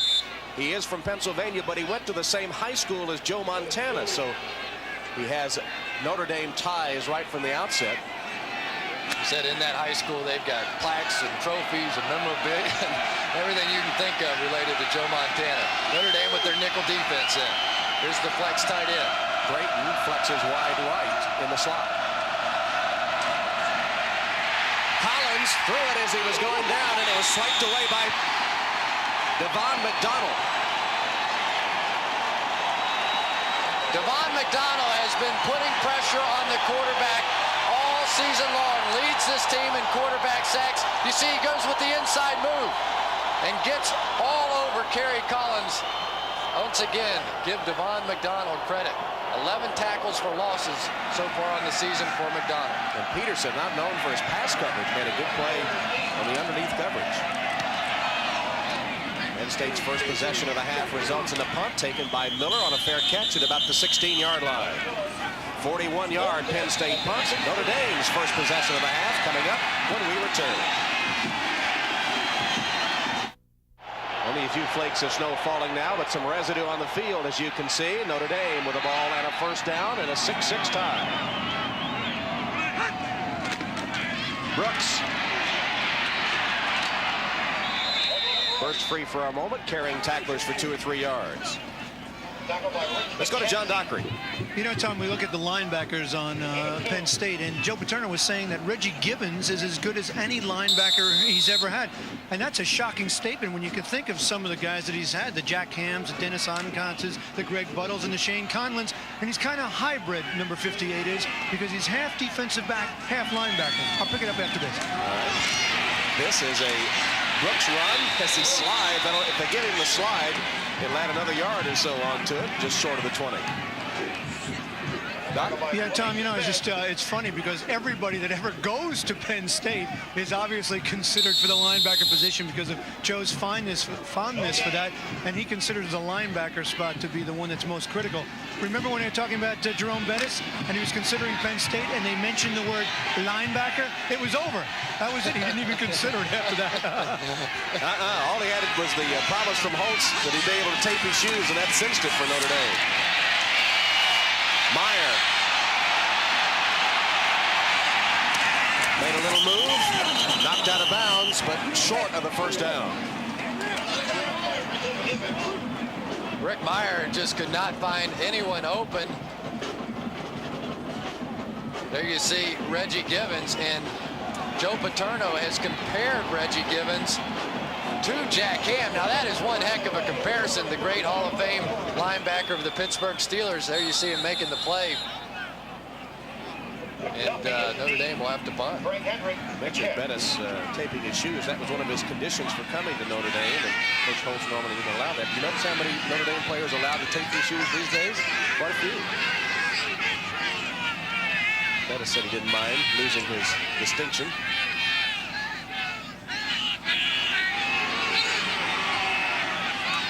Try to draw him off sides. Sailing kick, McDuffie with a fair catch at the 43-yard line. Only 33 yards off the foot of Hendrick that time.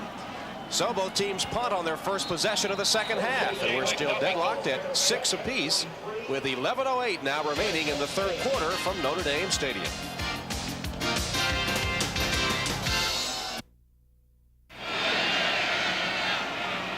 Welcome back to Notre Dame. You see that score at Michigan at Ann Arbor. The Wolverines trailing Illinois 22-19. Less than a minute remaining now, but Michigan has the ball inside the Illinois 20. We'll let you know when the game is a final. Collins going deep and overshooting his intended receiver, Grebe, who was wide open across the middle. That's the third time today that Collins has missed wide open wide receivers with a chance to make a big play. And, you know, perhaps now Collins 2 for 11, only 56 yards. Had his man wide open down the field again, and everything has been long. They haven't been short. Everything has been long for Kerry Collins, and he knows it.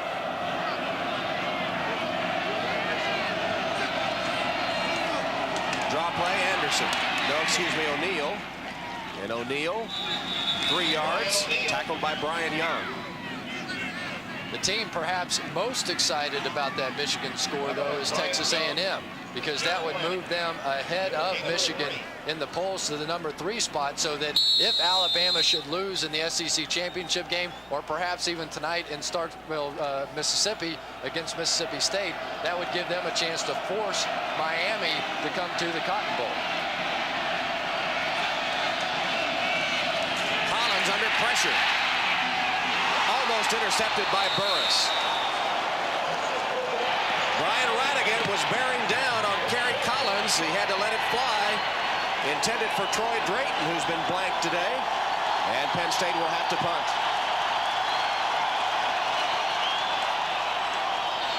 Radigan getting the pressure, and Jeff Burris almost making the interception. Again, no first downs on that drive for Penn State, but they're winning the battle of field position here. They have the ball in the 46. If they can get another good punt, back up Notre Dame, force them to go the distance, make them go 80, 85 yards to beat you. There's the 5th punt of the day, bouncing and down at the 25-yard line where Notre Dame will take over. 29-yard punt only that time. And how's the field holding up? It stopped snowing for the moment. John Dockery. You know, Tom, it's a lot kinder and gentler down here. You can see even some of the snow is beginning to melt. And moments ago, the sun came out. So the wind has died down. Conditions are far better than they were. And that certainly would help Notre Dame. Back to you, Tom. It's a little soggy, though, Doc. Is it still slippery, even though the snow is melting a bit? It is soggy, and there's a little bit of spots along the way. It's mushy. There's a little bit of mud underneath the grass, but conditions are a lot better, especially in terms of wind. Brooks spins for a couple. This field has a tendency to get slick anyway, as Chris Caesar makes the stop for Penn State. Brooks now has toted the ball 16 times and gained 64 yards. Notre Dame staying with the running game on first down. They want to try and reestablish it. Reggie Brooks, Jerome Bettis. Maybe they'll come back with the play-action pass here on 2nd and 9. Inside the 10-minute mark in the 3rd quarter, still tied, no scoring in the 2nd half. Penn State, remember, has beaten Notre Dame 2 straight times. Audible by Myron. Quick pass to Griggs, and it's ruled incomplete. Griggs thought he caught it. It was only a gain of 2 yards anyway. That's not really worth the argument. Well, the official that made the call on the sideline had no way of seeing this. He was completely blocked by Griggs, and that was an incomplete pass. Nice call by the officials. Might have had a better look at it than you thought. Well, that could be. Myers only hit one of his last 5 passes. For the day, he's 6 of 11 for 75 yards. Ray Griggs says that his strength is blocking. He says if I spring Reggie Brooks on a long run, that's every bit as important as Reggie Brooks himself. He's in the slot now left. Meyer floats it to Dawson. Wrestled back. If he gets his forward progress, he's going to be about a half yard short of the first down, I think. Shelly Hammonds threw him back. Let's see where they spot it. No, it will be enough for a first down. A pretty generous spot there. That's a nice play by Lake Dawson. Finding a hole in the zone defense. He stayed on the move. Rick Meyer finally found him, and he leaned back up the field with the ball. A very generous spot. Yes.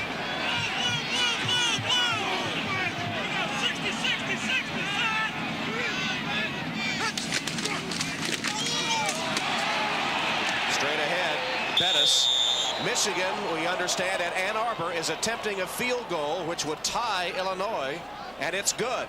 So Illinois and Michigan tied 22-22. That would be the second tie of the year for Michigan. Their first game of the season, of course, was a tie here at Notre Dame. 19 seconds left, 22-22. As you pointed out, that likely is going to put Michigan behind Texas A&M in the polls. The Aggies unbeaten. Bettis across midfield, 9 yards and a Notre Dame first down with Reggie Givens hanging on for dear life. Watch Givens come from his linebacker position, number 58, to make the play. He's just out in the middle of the field. As John told you earlier, he's sort of a part backer, part defensive back. It's the same position that Shane Conlon played when he was here at Penn State. Bettis has carried 8 times, 38 yards. He's replaced by Dean Lytle. Brooks can't spin away that time. Wrapped up, and the man that hit him first was once again Reggie Gibbons.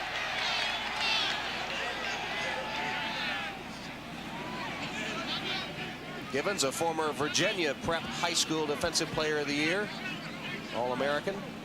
Tom, they had a crackback block on there. Ray Griggs was supposed to crack back on Reggie Gibbons, and yet Brooks didn't take it far enough outside. He misread the play. He was Defensive Player in the Fiesta Bowl win over Tennessee last year. Maybe he had a fumble recovery return for a touchdown in that one. He also was a triple jumper in high school. Meyer, short hopped by Gerald. That looked like a busted play from the outset, and it goes incomplete. Lou Benfatti, they're Penn State's most consistent defensive player. As you see Rick try and shake a few snowballs out of that helmet. Benfatti has definitely been their most consistent player. Very smart, never out of position. He's an All-American candidate. Had an interception as a defensive lineman last year against Rick Meyer, the first of his career. 3rd and long for the Irish.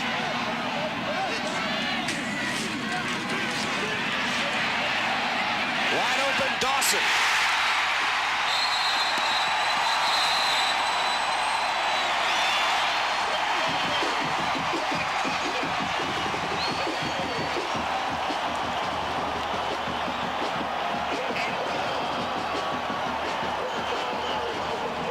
Dawson, Notre Dame's #1 receiver, for 30 yards. Joe Paterno says that his teams prefer to play a zone defense. That time they were burned by the zone. They just don't feel comfortable in the man-to-man, and it's not because of the passing game. It's because of the option and the running game of Notre Dame. First down play from the 22. Option. Meyer cuts up 2 or 3 yards before he's tackled.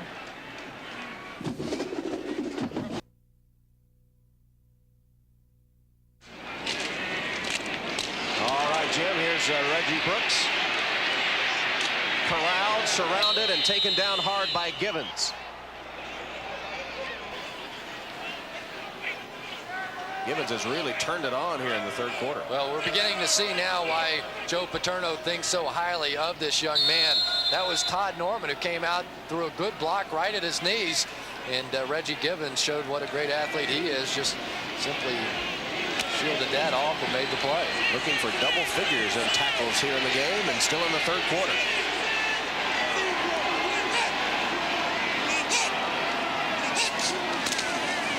Meyer hands it straight ahead to Bettis, and Bettis is hit at the line of scrimmage, wrestled down at the 20-yard line. Benfatti, Gibbons, everybody for Penn State ready for the handoff on 3rd and long to Jerome Bettis. That was a good, strong tackle that time by Benfatti. He got his hands on the football, and that is the easiest way to bring down a back like Bettis, because they're always so concerned about a fumble, especially when you're here in the scoring zone anyway. Hendrick, 37-yard field goal attempt to give Notre Dame the lead.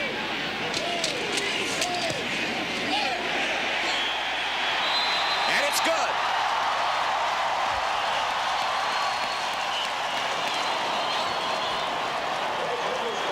Hendrick with 3 field goals. Notre Dame 9-6. Craig Hendrick's 3rd field goal gives Notre Dame a 9-6 lead. The Irish are the big edge in total yards, but only 3 points on the scoreboard. McDuffie takes the kick.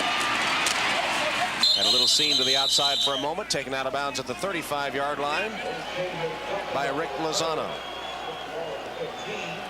Some of the other scores, including that big upset, Illinois at Ann Arbor, knocking Michigan perhaps down in the rankings with a 22-22 tie. And here's the story right now. Kerry Collins comes back in the game. They're down 9-6, still very much in this football game. You can't afford to have Kerry Collins make a big mistake now. Penn State's longest play was their first yard from scrimmage, a 12-yard reverse to O.J. McDuffie. That's the longest running play. They had a 46-yard pass. Anderson, only 2 yards. Bursich and DuBose making the hit. And they haven't been able to get the ball back in the hands of O.J. McDuffie really since that first play. Kerry Collins not having a great deal of success throwing the football. He's had it a couple of different times on punt returns, kickoff returns. But when you've got a star player like O.J. McDuffie, you have to find a way to get him the ball. Maybe a flanker screen, something like that. And held without a catch today.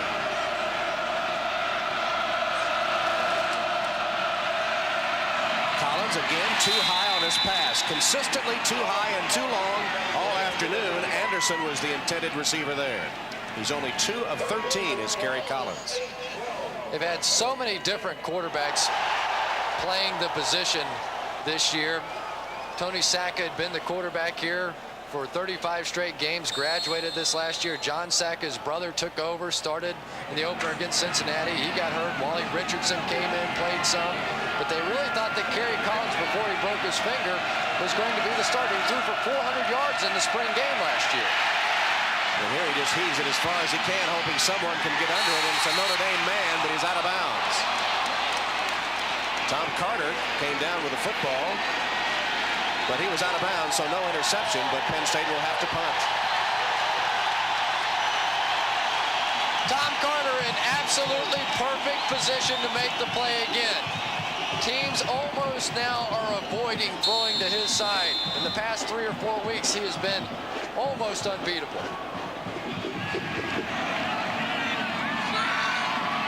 Drees to punt again with Miller deep. Off the side of his foot. Low punt.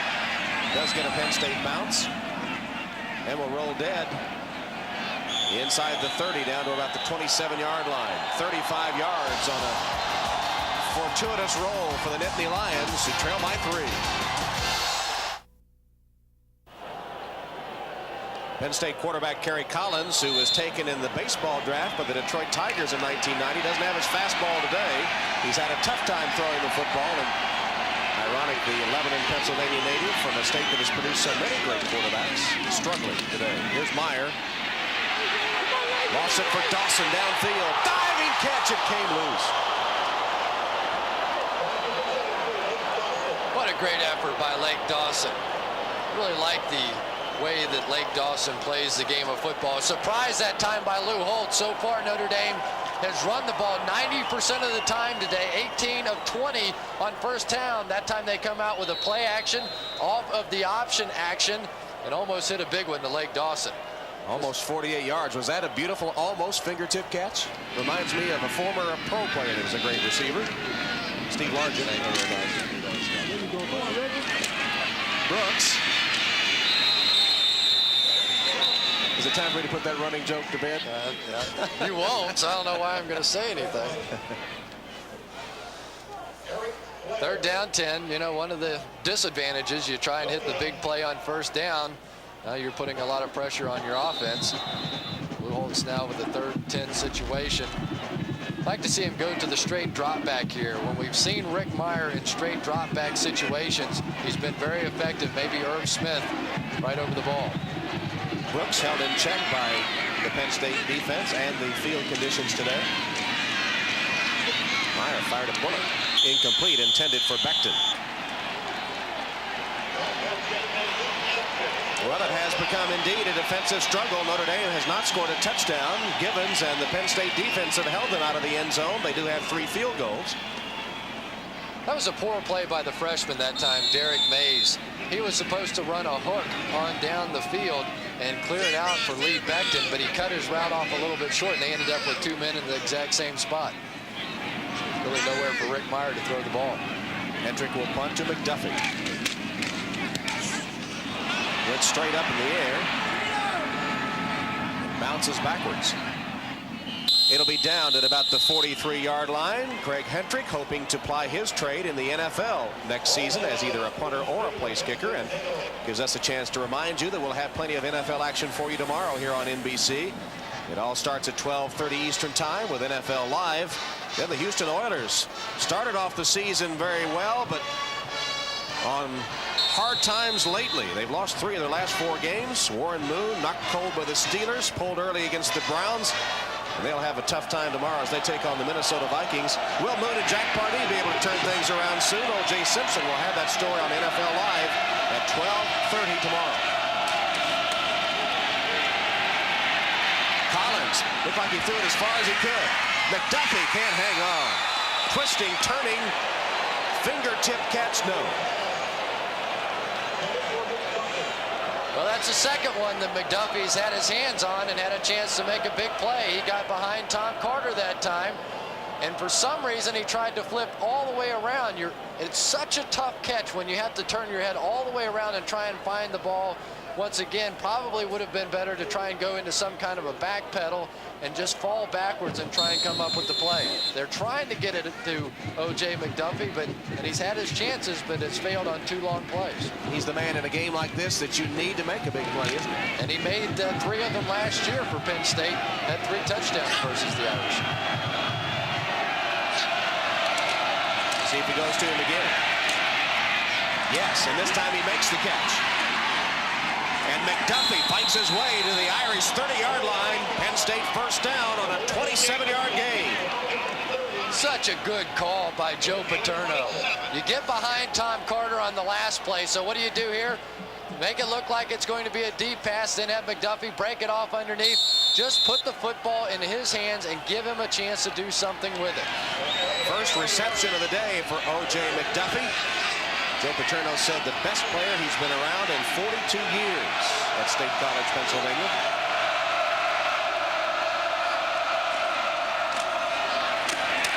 Delayed handoff, nothing. Demetrius DeBow stopping Mike Archie. Behind the line, Devon McDonald came in to put the clincher on. Watch Devon McDonald, number 45, and Demetrius DeBose play this counter tray absolutely perfectly. McDonald took the inside route and really broke up the pulling offensive lineman, which allowed Demetrius DeBose to come in behind it and make the play. Boy, this kind of game you like. Look at the mud on the helmets. The uniforms are dirty. Snow, mud, cold temperatures. Penn State fighting to at least tie, perhaps go ahead. Collins bobbled the ball as he sets up the screen, and DeBose comes from nowhere to knock it away from O'Neal. Now, Demetrius DeBose got there about 3 or 4 seconds before the ball did, and he's going to get no call on it. Watch DeBose. You see him, number 31. He'll arrive well before the ball got there. That should have been an interference call. But remember, earlier in the game, they had a chance. They set up the screen. It was wide open, but Demetrius DeBose hadn't grabbed that time. They need about 10 to have a legitimate shot at a field goal. They're 0 of 8 on 3rd and long, and only a couple of 3rd down conversions all day. Collins buying time with the roll. Time runs out, and he throws it up for grabs. Knocked down. Double coverage. Burris was there with Carter. Thomas was the intended receiver in the end zone. A real break that time for Kerry Collins. He just threw that one up in the air and hoped. Should you have tried for a shorter pass and perhaps a tying field goal? Well, you're looking at a 3rd down and 12. In all likelihood, you're not going to pick up the first down. If you get 5 or 6 yards, you at least give your field goal kicker a chance to tie the score. But by just throwing the ball up in the air, and there's really no need to punt here. I like the call by Joe Paterno. Why not? A punt only gains you 10, 11 yards. See if you can get your team back in the game. 4th and 12.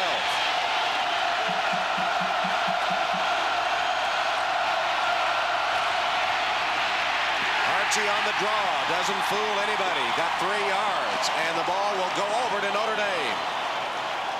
Let me rephrase that. I like the decision. I didn't like the call.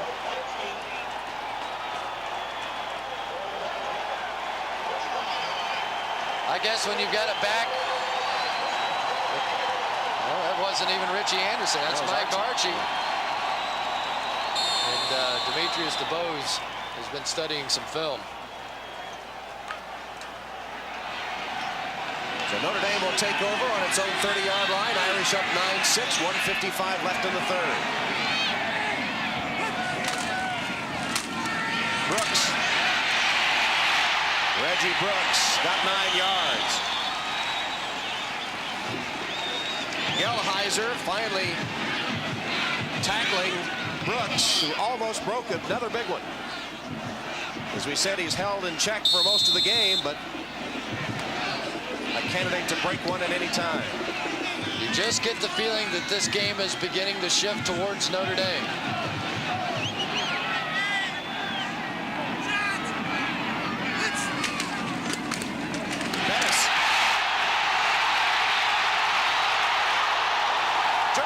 All the way inside the 35-yard line, and the Irish taking huge chunks of yardage on this drive. Shelly Hammonds finally stopped Jerome Bettis after a 26-yard gain. Well, even with the big numbers that Reggie Brooks has put up, when I talk with pro coaches, they still want to know about Jerome Bettis. He just has so many tools. He's a great runner, a great blocker, a great receiver, right up the gut, and just absolutely overpowered Reggie Gibbons, the fine linebacker from Penn State. Brooks can't spin away from the Penn State defense, the center of the defense, and Tyoka Jackson converging on Brooks as we come in the final minute, inside the final minute of the third quarter. Joe Paterno glancing at the clock. He's still okay. He feels good about this game. It's 9-6 as they're heading for the fourth quarter now. That's what he wanted.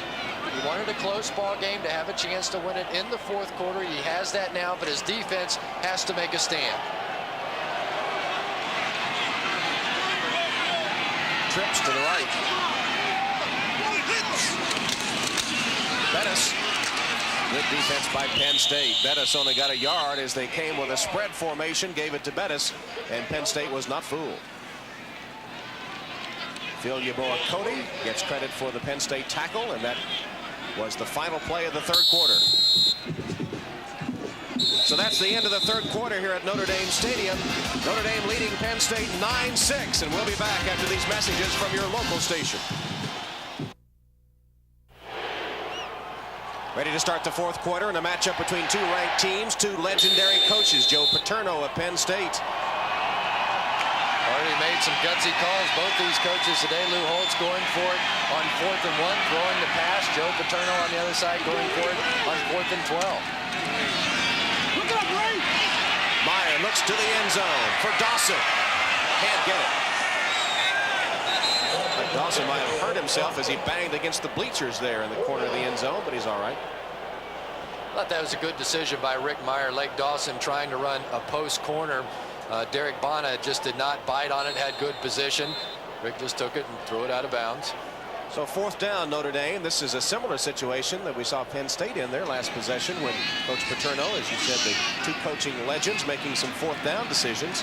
Not to pooch punt, but to go for it with a draw play. Similar in the fact that same part of the field, but Lou Holtz is up 9-6. Nope, fake.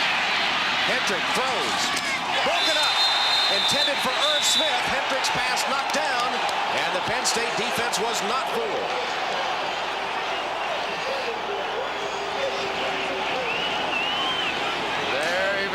Interesting call by Lou Holtz. I guess basically the same thought process that Joe Paterno had on the other side of the field. Why try and punt the ball when you get it on the 35? And I think Lou Holtz wanted a pass interference on that play.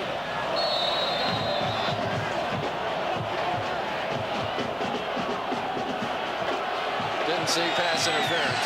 Isn't it interesting, even under these conditions, these two master coaches putting their imprint on the game with some of those decisions? Nobody's hit the big jackpot yet with one. Richie Anderson on that carry for the Nittany Lions. Oliver Gibson made the tackle for Notre Dame. Well, that's a momentum lift, really, for Penn State. And rather than having the ball backed up on their 4, 5, 6-yard line, if Hendrick hits the good punt. And you know what may have been a tip-off right there was the fact that Rick Meyer wasn't in to do the pooch punting. He is generally the guy that comes in. I don't know why they wouldn't have used Rick Meyer to throw that pass if you wanted to fake. I wonder if Penn State picked that up. First down run by Richie Anderson. Indeed, it does look like Penn State has gotten a lift from holding Notre Dame on the fake. Well, when you're the underdog, this is all you can ask for. You're down 9-6. Get the ball out around midfield. Now, because of the fake punt, you are in a better position as far as the field is concerned. They pick up a first down, give your defense a little bit of time to rest. You don't really expect this Penn State offense to take it all the way down the field, but every first down certainly helps in the battle of field position. It's only the 7th first down of the game for Penn State. Anderson got 3 yards. Well, Penn State has been very strong in the 4th quarter, and beginning the 4th quarter with that defensive stop of the fake, and perhaps that will generate some enthusiasm for their offense, which has sputtered lately. Need to get O.J. McDuffie back in the game now. He's your star. He's your game breaker. If you have some kind of a quick way to flip him the ball. There he comes out here. He's got the one-on-one matchup with Tom Carter. And they're looking for it. Behind McDuffie and incomplete. I believe it was tipped by Demetrius DeBose. The play was there. It was the same hook that they had run earlier and gotten the ball to O.J. McDuffie. That time Demetrius DeBose able to sprint out across the field and get a hand on it, I believe. There it is. Just at the last second, DeBose, with that underneath coverage, able to deflect the pass. Again, there's nothing like having speed on defense. That's what made the play. DeBose has acquitted himself well in his final home appearance. His mom, who's his biggest critic, will like that. And biggest fan. Collins underneath to his tight end, and that's Drayton's first catch of the day. And he'll have a first down on that. What a break for Penn State. When Drayton was being dragged to the field, he landed on top of the man that was trying to tackle him, and that propelled him forward for the first down. What an odd play. Watch the end of it. Watch as DeBose makes the tackle. Now he's going to bring him down, and Drayton will land right on top of him. His knee didn't touch the ground, and it gave him the extra 2 or 3 yards for the first down.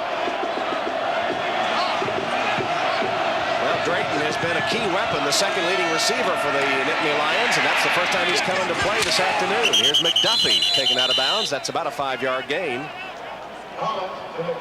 And Tom, what I think is happening is the field is beginning to clear up. Some of the snow is beginning to melt. The sun is out now, and the offenses are beginning to find their footing. You can see the big patch right in the middle of the field where the ball is beginning to move up and down. Still some problems in the red zone where the snow still is, but as far as the middle of the field, there's room to operate now. McDuffie was calling for a towel on the sidelines to get the mud off his gloves. Draw play Anderson. And Anderson will be a yard short of a first down, tackled by Jeff Burris. You would think that this is 4-down territory for Penn State, that they've got a 3rd down now and about a yard and a half. I'm sure Joe Paterno has a 4th down call ready. You've got 12 and a half minutes now to go in this ball game. But with some of the problems that Penn State has had moving the football, when you get an effective drive like this going, I would think Joe Paterno would take 2 cracks. 8th play for Penn State is 3rd and 2.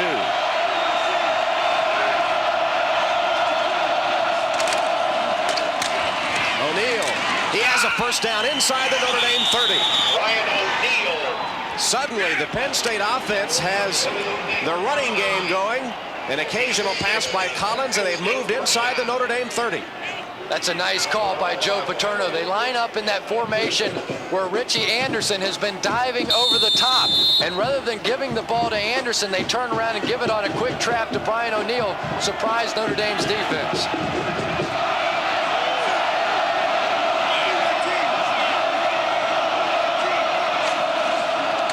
Fake the pitch. Collins on the roll. He's got the corner. Collins running out of bounds. He got 8 yards before Jeff Burris knocked him to the sideline. That was really a nice play by Ryan Grieve. Demetrius DeBose had man-to-man coverage on Grieve, and watch him just kind of turn around and get in the way of DeBose. That allowed Collins to turn the corner.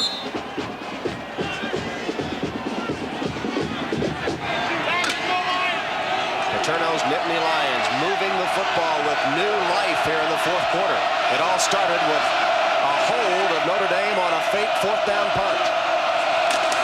Pitch to Anderson. First down. Anderson is to the 15-yard line, wrapped up by DeBose.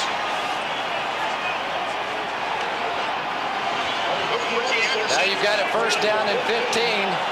First down and 10 on the 15-yard line. Now's when you begin to match wits. Joe Paterno making the calls himself, going against Rick Minner and Lou Holtz. Rick Minner, the defensive coordinator. Rick Minner told me he wanted moments like this in the ball game where the offense, for whatever reason, season has problems, and his defense has a chance to win one. Collins in trouble. Sacked by Oliver Gibson.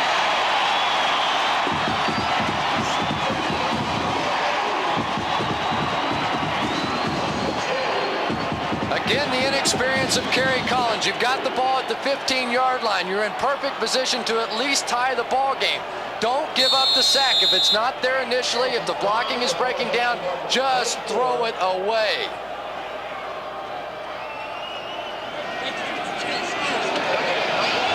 That's Rick Renner with the headphones on. Defensive coordinator for the Irish. Now it's 2nd and 20.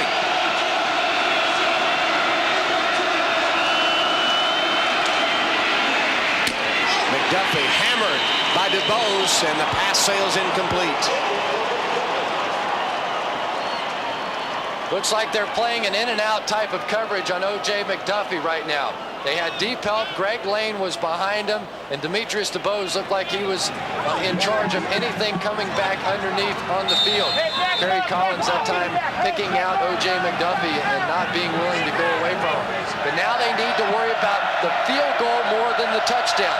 Don't be surprised to see Penn State come up with a running play here. They go with the full house backfield. Play action pass. Collins for the end zone. Stopped just short is Drayton after making the catch at about the 1.5-yard line, maybe the 2. It's a 22-yard gain. The calls of the coaches, yes, they will have an effect. Not playing for the field goal. Paterno calls for the play-action pass. Rick Minner has to be absolutely shocked. And Troy Drayton's a former wide receiver, so when he gets down the field, he knows what to do with the ball. But you can tell by how clean his jersey is, he really hasn't been that big of a factor in the ball game thus far. But in the clutch, it was Troy Drayton. That may be the biggest reception.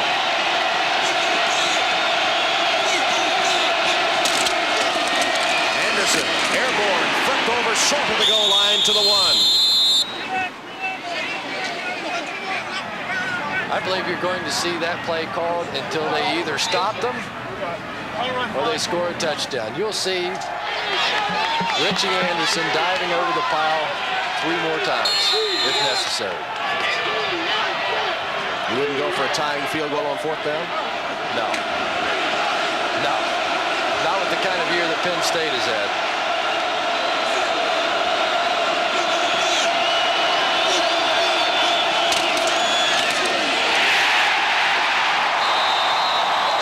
Loss on the play as Anderson tried the dive again, and it's 3rd and goal. Don't understand that call.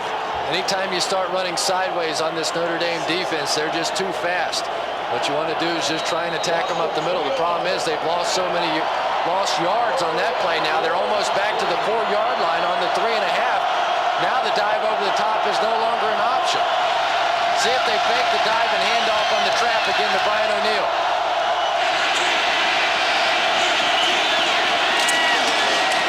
Fake. Collins still has it. Now he's in deep trouble, and he throws it away. Now you kick the field goal. Now you kick the field goal. You're too far out. 4th down, and the field goal unit is on. Nittany Lions lost their #1 kicker, Fayak, to a back injury earlier this season. And V.J. Masillo is the kicker. Masillo has hit his only 2 field goal attempts. And Tom, this is the toughest angle for a right-footed kicker. To try and come and pull it across his body, the tendency is to always hook it a little too much. Bobby Taylor blocked an extra point earlier, and Masillo bangs it through from 21 yards. Clutch kick by V.J. Masillo, 21-yard field goal. And suddenly it's not nearly as cold for the Nittany Lions at Notre Dame Stadium. We're tied at 9. Here's the key play in the Penn State drive. 3rd down and 20. Troy Drayton right here. They've got the full house backfield. Going to go with the play action face. Fake Drayton down the field. Going to go to the sideline. Here's the mistake. The freshman Bobby Taylor will bite to the inside. He has help over here on this side of the field, but he didn't allow it to happen. He bit on the inside fake, and Drayton was able to get open down the field.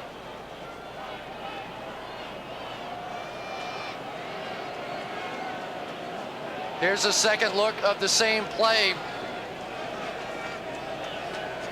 Troy Drayton was able to burn the freshman. Bobby Taylor, the freshman from Longview, Texas. That was a big play for Penn State. They couldn't punch it into the end zone, but kick a tying field goal. And it's 9-9. Penn State has the only touchdown of the game, and the extra point was blocked. Here's that short kickoff again. Fair catch called for and taken by Nick Smith. Well, that's a sign of ultimate respect for Mike Miller. The ball only gets down to the 35-yard line. Even if you just kick it out of bounds, you get it back to the 35. I don't think Joe Paterno particularly liked the kick. He wanted to pooch it, but he wanted to get it a little further down the field. There's Miller, who was the deep return man, the speedy one for Notre Dame. Now, Rick Meyer, who passed up a chance to turn pro last year to return for his senior season, on his final appearance on Notre Dame field, trying to direct a winning drive for the Irish. He hands to Bettis on first down, and Bettis gets 5 yards. No panic on the part of Notre Dame. A lot of time, 8 minutes and 25 seconds here. Want to go back to what they do best, hand the ball to Jerome Bettis. He has the hot hand in this game.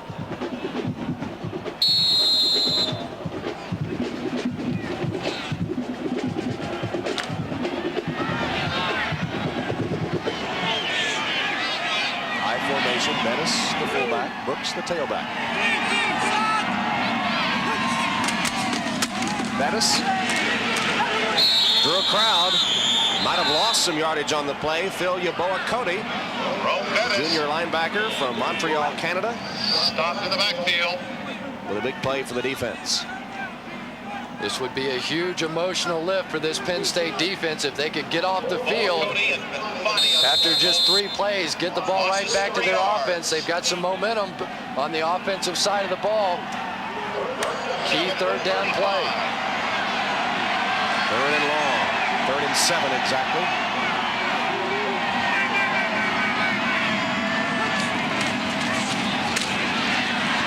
Meyer to Smith, and Irv Smith fumbles the ball, and Penn State recovers.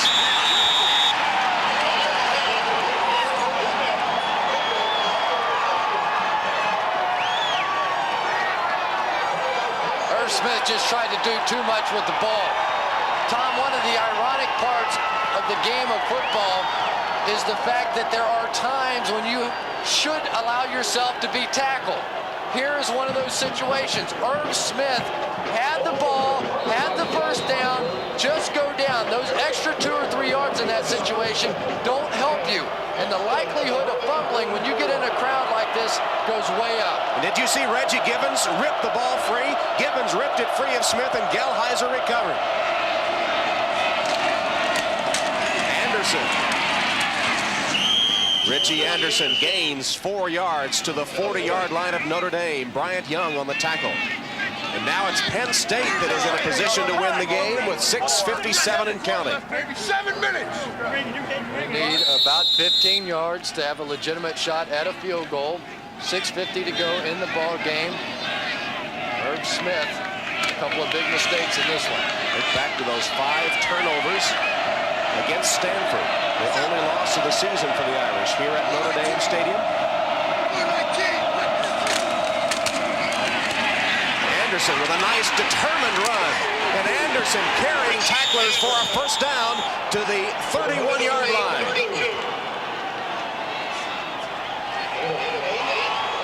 He's their star, along with O.J. McDuffie. Now that offensive line's starting to feel it. That's how you can tell that the traction is getting better on the football field. The offensive line is beginning to get a push now, not only for Penn State, but for Notre Dame as well. Richie Anderson, 25 carries, 73 yards in the game. First down, Penn State.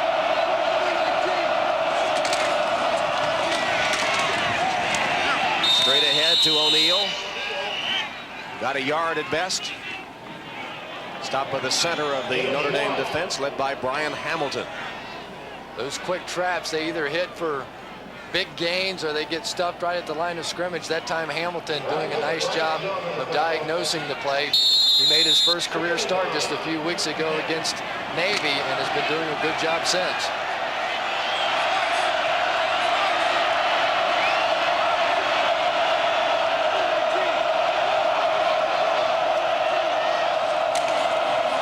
With a quick look-in pass that's complete. McDuffie inside the 15. Jack Burris finally wrestled him down with help from Devon McDonald, but a 16-yard strike to O.J. McDuffie. They came with the blitz, and that took away the underneath coverage, allowing McDuffie to come up with the quick catch. Again, right back to the stars. It's been a show between O.J. McDuffie and Richie Anderson. Those are the two players you want to handle the football now. O.J. after O.J. Simpson, the year Juice won the Heisman Trophy the year after.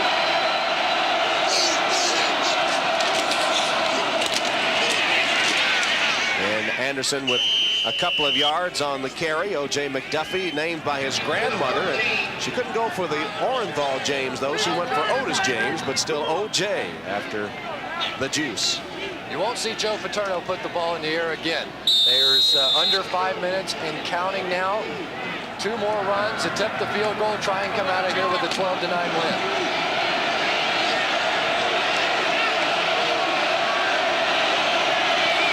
9-9 tie.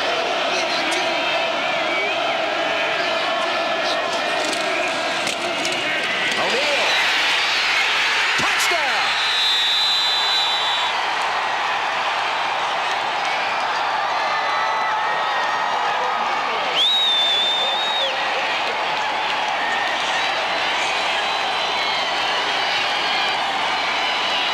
Same exact call that Brian Hamilton stopped earlier, the quick trap. Everyone looking for Richie Anderson, everyone looking for O.J. McDuffie. They sneak the trap right up the middle. 13-yard touchdown run by Brian O'Neal, his 3rd touchdown of the season. Now the extra point, Musillo. His first one was blocked. This one up and through. Penn State takes advantage of the Notre Dame fumble and punches it in for the go-ahead touchdown. Here it is, 13 yards. Brian O'Neal up the middle, breaking through tacklers and reaching the end zone. And Penn State takes the lead at Notre Dame 16-9.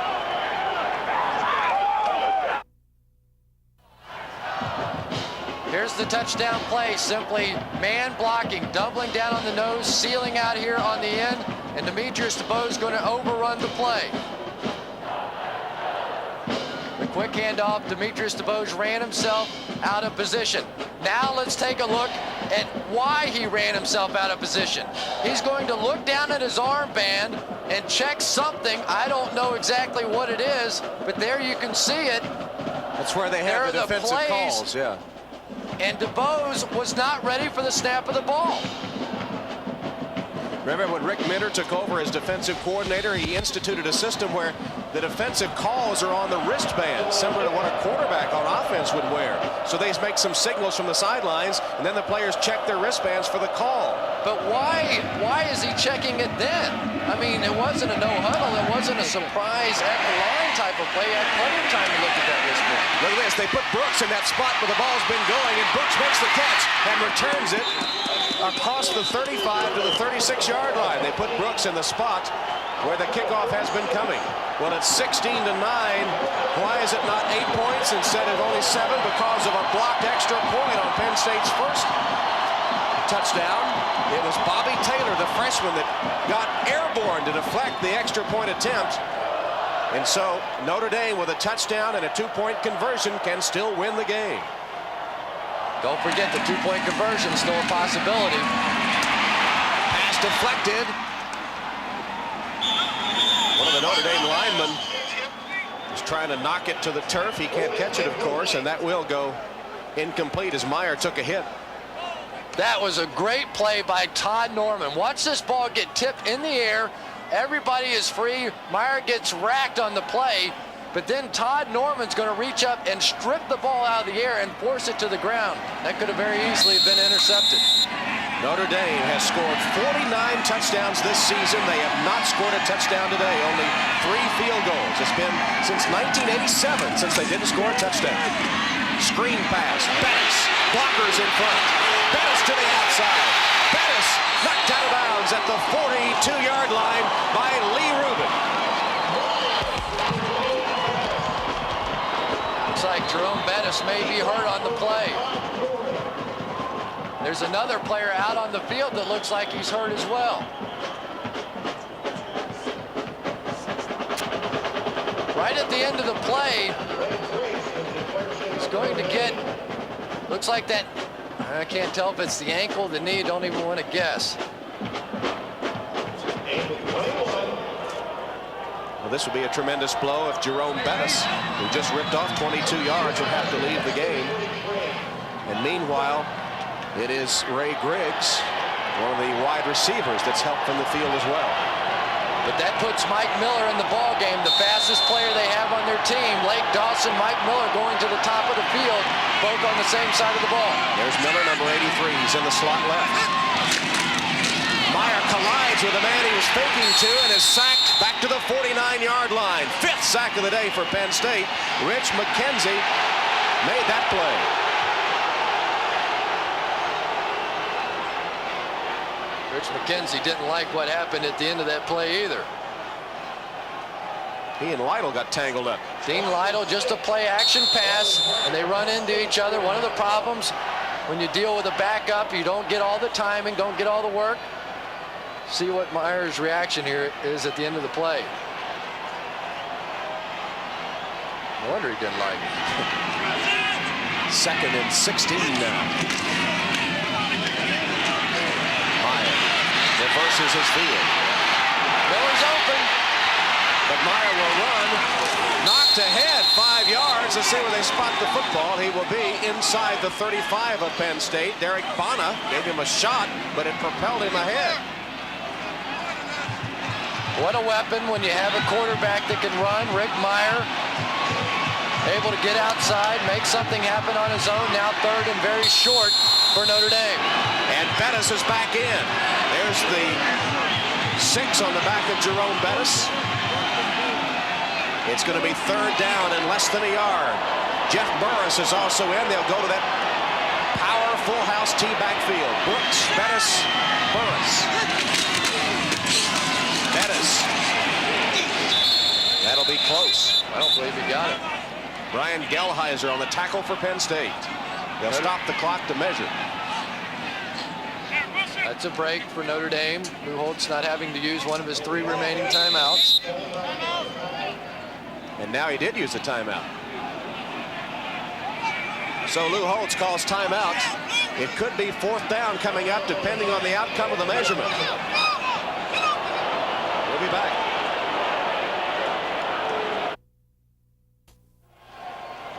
.221 left in the game, 16-9, Penn State leading. Good news for Notre Dame. By the nose of the football, they have picked up a 1st down. But bad news may be, you saw that snow, the only really snow remaining on the field is in the end zone where Notre Dame is trying to reach.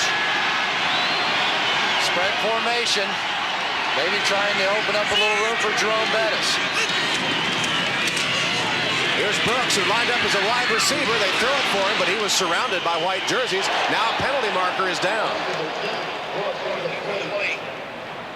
Could have had linemen downfield on that one. Lou Benfatti broke up the play. That's exactly right. An eligible receiver down the field. Give credit to Lou Benfatti for making the play. This is the flanker screen that Notre Dame has used throughout the course of the season. Has had a couple of long touchdown passes on it. You'll see the offensive lineman anticipating that the ball would be thrown there, but it wasn't because of Benfatti. They're way downfield. An easy call for the officials.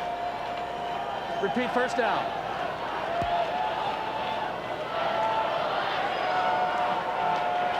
So set the ball back to the 38-yard line. It'll be 1st and 15 for the Irish.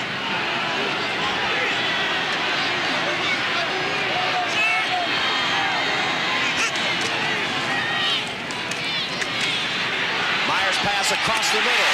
Reception made by Ray Griggs. That'll be a Notre Dame first down. Lee Rubin tackled Griggs after 17 yards. Conservative play in the Penn State secondary, a zone defense. Really no one clearing out the deep man. He had a chance to come up and jump the play. But Rick Meyer, with that strong arm, able to zip it into Ray Griggs.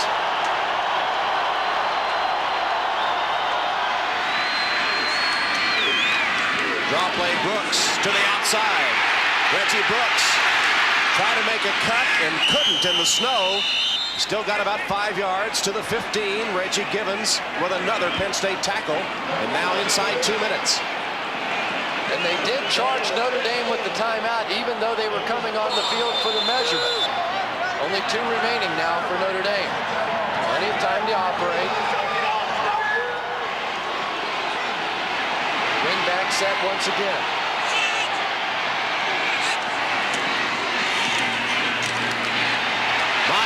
To scramble. Thought about passing. Now runs out of bounds at the 10. That should be enough for a Notre Dame first down. Tom, if he hadn't taken the time to make one more look down the field, he may have been able to turn the corner. He hesitated to look back across the field to see if he can find a wide receiver, and it may have cost him a touchdown. Take a look. Watch him hesitate here. And by doing that, he wasn't quite able to turn the corner. Probably wouldn't have scored, but may have had it down to the 5-yard line. The Irish hopes for a top 5 finish in the country hanging in the balance with 1:14 left in the clock. They trail Penn State 16-9. First and goal at the 9-yard line. Brooks, Bettis blocking for him. Brooks took one tackler and is inside the 5. Phil Yeboah-Cody made the saving tackle as Reggie Brooks now inside the minute, and Lou Holtz has to be thinking ahead. The 2-point play should they score. You know that they have a 2-point play that they've practiced week after week, but they have to score first.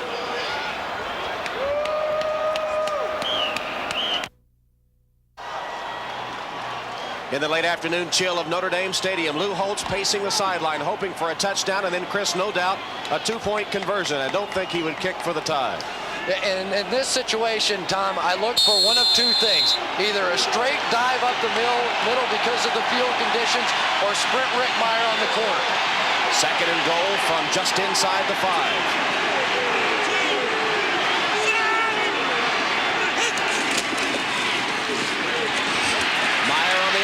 Fake the pitch, cut upfield, and is only to the 4-yard line. Little, if any, gain on the play. Clock continues to roll. Notre Dame with 1 timeout left. A surprising call by Lou Holtz. They've tried the option 3 or 4 times today. It hasn't worked. He comes back with it here on the goal line. Now you almost have to try and sprint Rick Meyer on the corner. Although they don't have the type of formation for that. Full house team. Fake it. Meyer looks to throw. Incomplete, intended for Brooks. It'll be 4th down. Bring the wide receivers back in the game now. Spread out the defense. Put Rick Meyer on the corner. Give him a chance to either throw the ball in the end zone or run it in himself. Rick Meyer, who wears the same number 3 that Joe Montana made with so many great comebacks here at Notre Dame. In his final appearance at Notre Dame Stadium, trying to pull this one out. Notre Dame takes a timeout to discuss the play call. That's their final timeout. Good decision. No reason to save that timeout. I'm sure that they've got a 2-point play that they've practiced time after time during the course of every single week of the season. So that one's already set in stone. This one is not. Probably going to see him come in with 3 to 4 wide receivers, spread the field. They're on the near hash, which gives Rick Meyer plenty of room to operate. The negative side of this is that he's a right-handed quarterback, so he's going to have to be able to turn his shoulders up the field. A much tougher pass for Rick Meyer as a right-handed quarterback. Joe Paterno on the other sideline. Defensively, they're saying the same thing. They're going to work the wide side of the field. Joe is a zone defense type of man. He will flood that area with as many bodies as he can come up with and try and defend against Rick Meyer.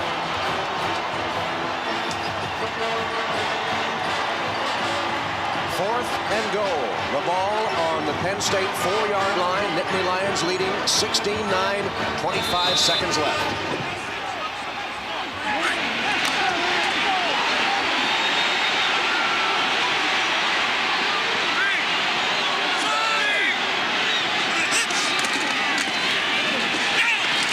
Meyer floats it for Bettis. Touchdown!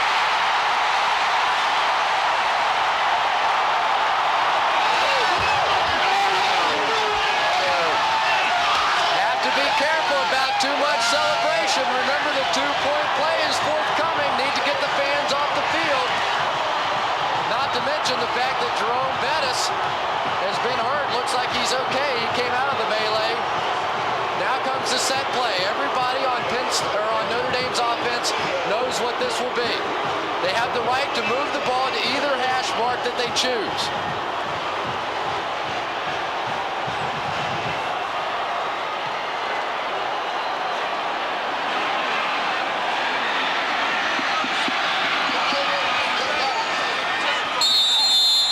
They choose the left hash mark.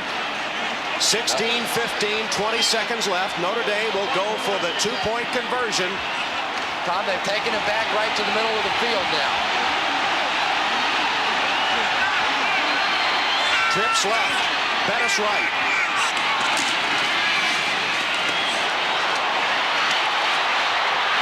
Meyer.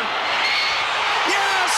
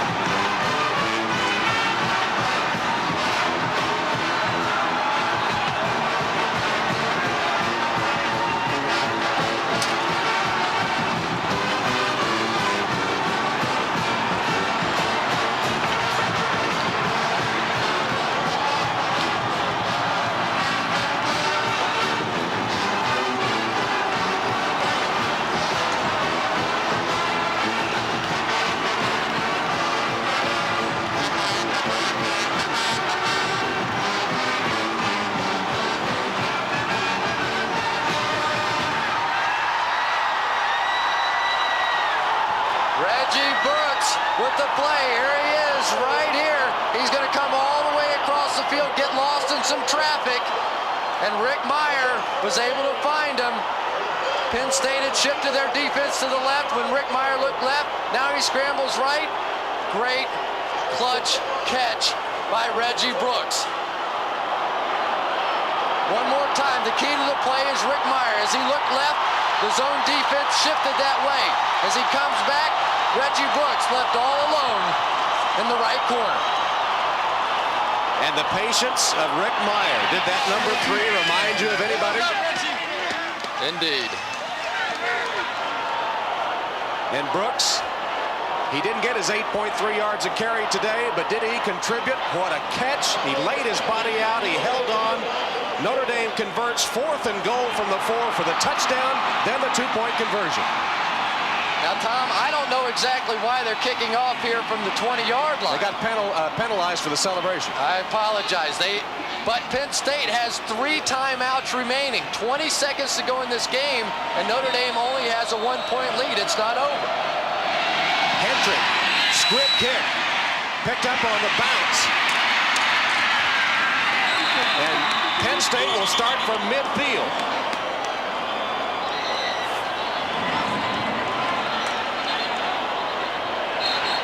Need about 20 yards here, and you cannot afford to have a penalty. The Notre Dame players need to just get off the field. Here's the play. Here's the 2-point play. Rick Meyer sets it up. The athletic ability, finding Reggie Brooks, who has made so many plays for Notre Dame this year. He makes a big one. Now the pressure shifts to Notre Dame defense.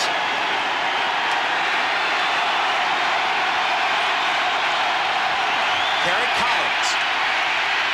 Sideline pattern. out of bounds. No catch. Why would they go short like that when they have 3 timeouts left? Especially when they had Troy Drayton wide open across the middle of the field. You don't have to throw for the sidelines. They've got 3 timeouts, time not a factor. Now 9 seconds. They cannot throw short here. It has to be an intermediate type of route, at least 20 yards down the field.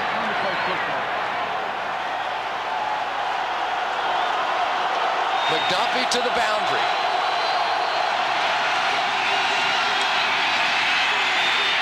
Collins pumped once and then thrown away. Now only 3 seconds left. Remember now that Kerry Collins is a pitcher. He has an 89-mile-per-hour fastball. Plenty of heat. So he will have no problem getting this ball into the end zone. You have to bide some time. There's no time now for a pass play and a field goal. You have to go with the Hail Mary down the field. Joe Paterno wants a timeout to talk about it.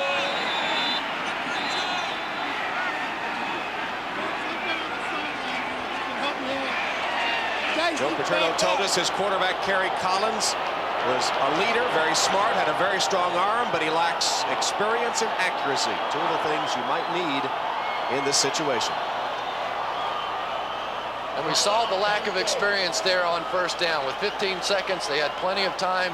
Needed to dump the ball off over the middle to Troy Drayton. He looked to the sideline, feeling like he had to have a ball that could be caught and out of bounds. That was not the case with 3 timeouts.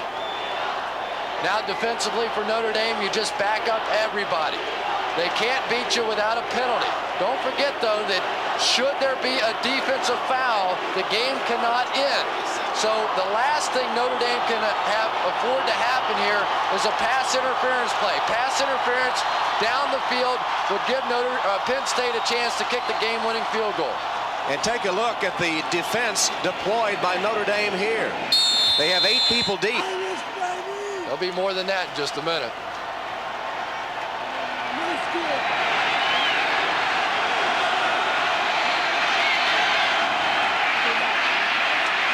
Collins lets it go. Out of bounds. Notre Dame wins.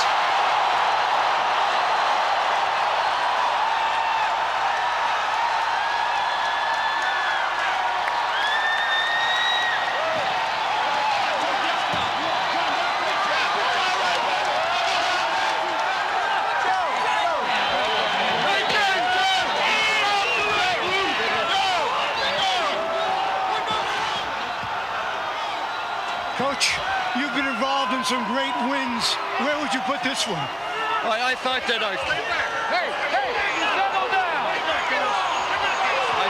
kids showed great character.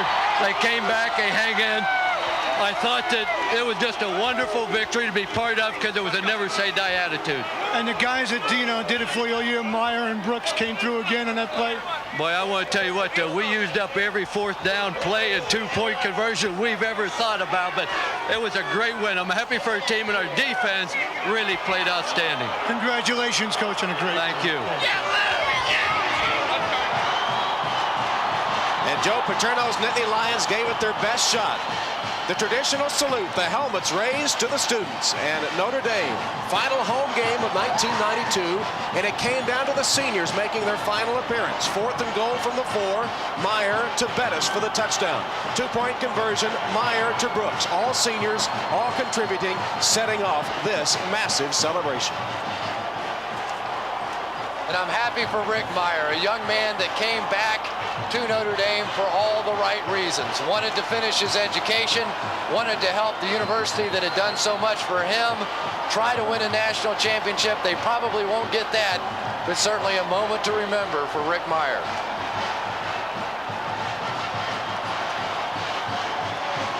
And so the Penn State Notre Dame series ends forever, tied 8-1.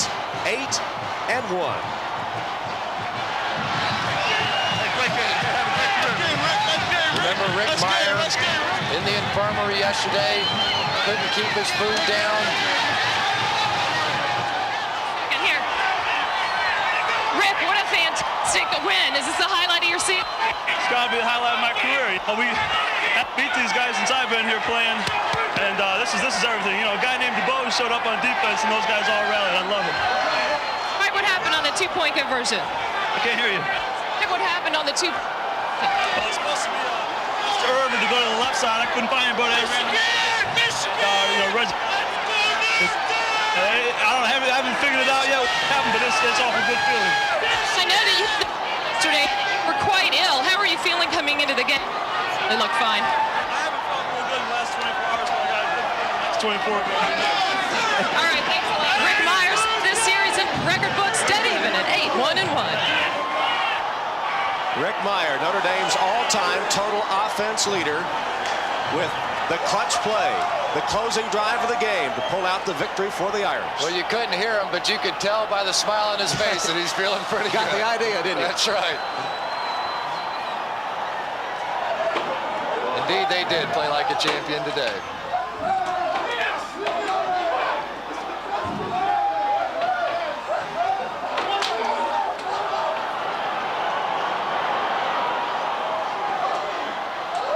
This is an amazing scene on the field. Almost the entire crowd now out on the field, and Demetrius DeBose may never get to the locker room. And I don't think he wants to. Well, that's the spirit of Notre Dame. You've heard about it a lot. You're seeing it in action.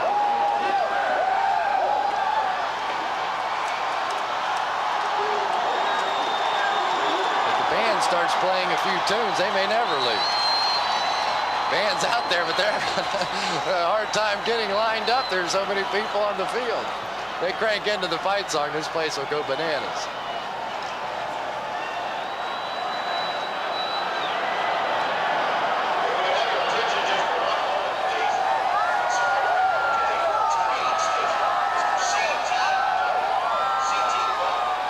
John Dockery is with Reggie Brooks. Way to win. What a dramatic way to end your home football career. Tell me about the play. Tell me about the catch. It was I just had a crossing route, and I saw Rick scrambling, so I ran over there to get open, and he threw a great pass, and all I had to do was catch it. I just thank God he gave me this opportunity to go out a winner. It wasn't exactly designed that way. He was running around back there for a while, and you get open. Yes, definitely.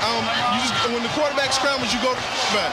What was it designed for? Who was it designed to go to? It wasn't any particular person. It just got open. Just spread it out and find the open. That was it? Yes. Congratulations on a fantastic Reggie. Okay, back to you, Tom. Reggie Brooks. Coach Holt said he knew they'd have great play at tailback, but even he didn't anticipate the season that young man has had.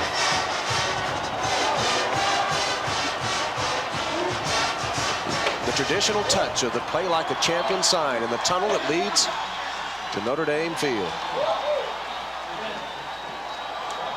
There you see Reggie Brooks. He has not given up the football. Caught the two-point conversion that made the difference. Here's the play that won it for the Irish, the two-point conversion. There we go. Here's Reggie Brooks right here. He's going to come across the field, and watch some of the action here. There's going to be a natural pick created so that Brooks can be sprung free. Watch Rick Meyer's head. He's looking left all the way. He's trying to find someone on the left side of the ball. The entire defense shifts with his head, and that allowed Reggie Brooks to find the wide open spot in the right side of the end zone. The key to the play again, Rick Meyer, as he looked off the defense. A zone defense is taught to slide with the head of the quarterback, and that's what created the hole on the right side. The end of the play, Rick Meyer took a big shot, but he doesn't care.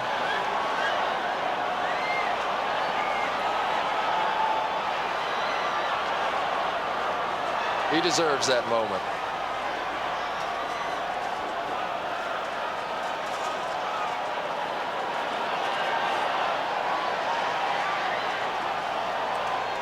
John Dockery has one of the defensive stars of the game for the Irish, Demetrius DeBose. None other than Captain Demetrius DeBose. Last game as a senior here in South Bend. Can you describe the feeling? No, not really. I can't describe it. It's great just to be a part of Notre Dame, and I think really the tradition showed up today. I can't say enough about the tradition, and I'm glad I came here, and it's just the way I wanted to end it. I think I'm a part of something great, and that's always been my dream, and to come to Notre Dame and be a part of something real. And today, as the spirit showed, and for all those guys that doubt Notre Dame and doubt the spirit, it's not phony, it exists. It certainly did, Demetrius. I have to ask you two questions. On the touchdown, it appeared, as we watched it on replay, that you were looking down at your wristband maybe at the play. What happened there? Well, we went from, we checked, we have a huddle call, and there was a Tennessee call, and they checked to Tennessee, and I looked at my card because I didn't see what the huddle call was, and when I looked down, they snapped the ball, and I was out of position, and it was actually my fault that they scored a touchdown. But, Rick Meyer led those guys, and Jerome, and those guys played outstanding. I'm just happy to be a part of it. What a moment. Congratulations, Demetrius DeBose. Okay, Tom, to you, Tom. Okay, John, let's take a look now at our Chevrolet players of the game. Reggie Givens, the outstanding linebacker from Penn State, and Rick Meyer from Notre Dame. In conjunction with this program, Chevrolet will contribute $2,000 to the National Association of Student Financial Aid Administrators for disbursement to deserving college students so that they may continue their education. 4th and goal, a 2-point conversion, and Notre Dame beats Penn State 17-16.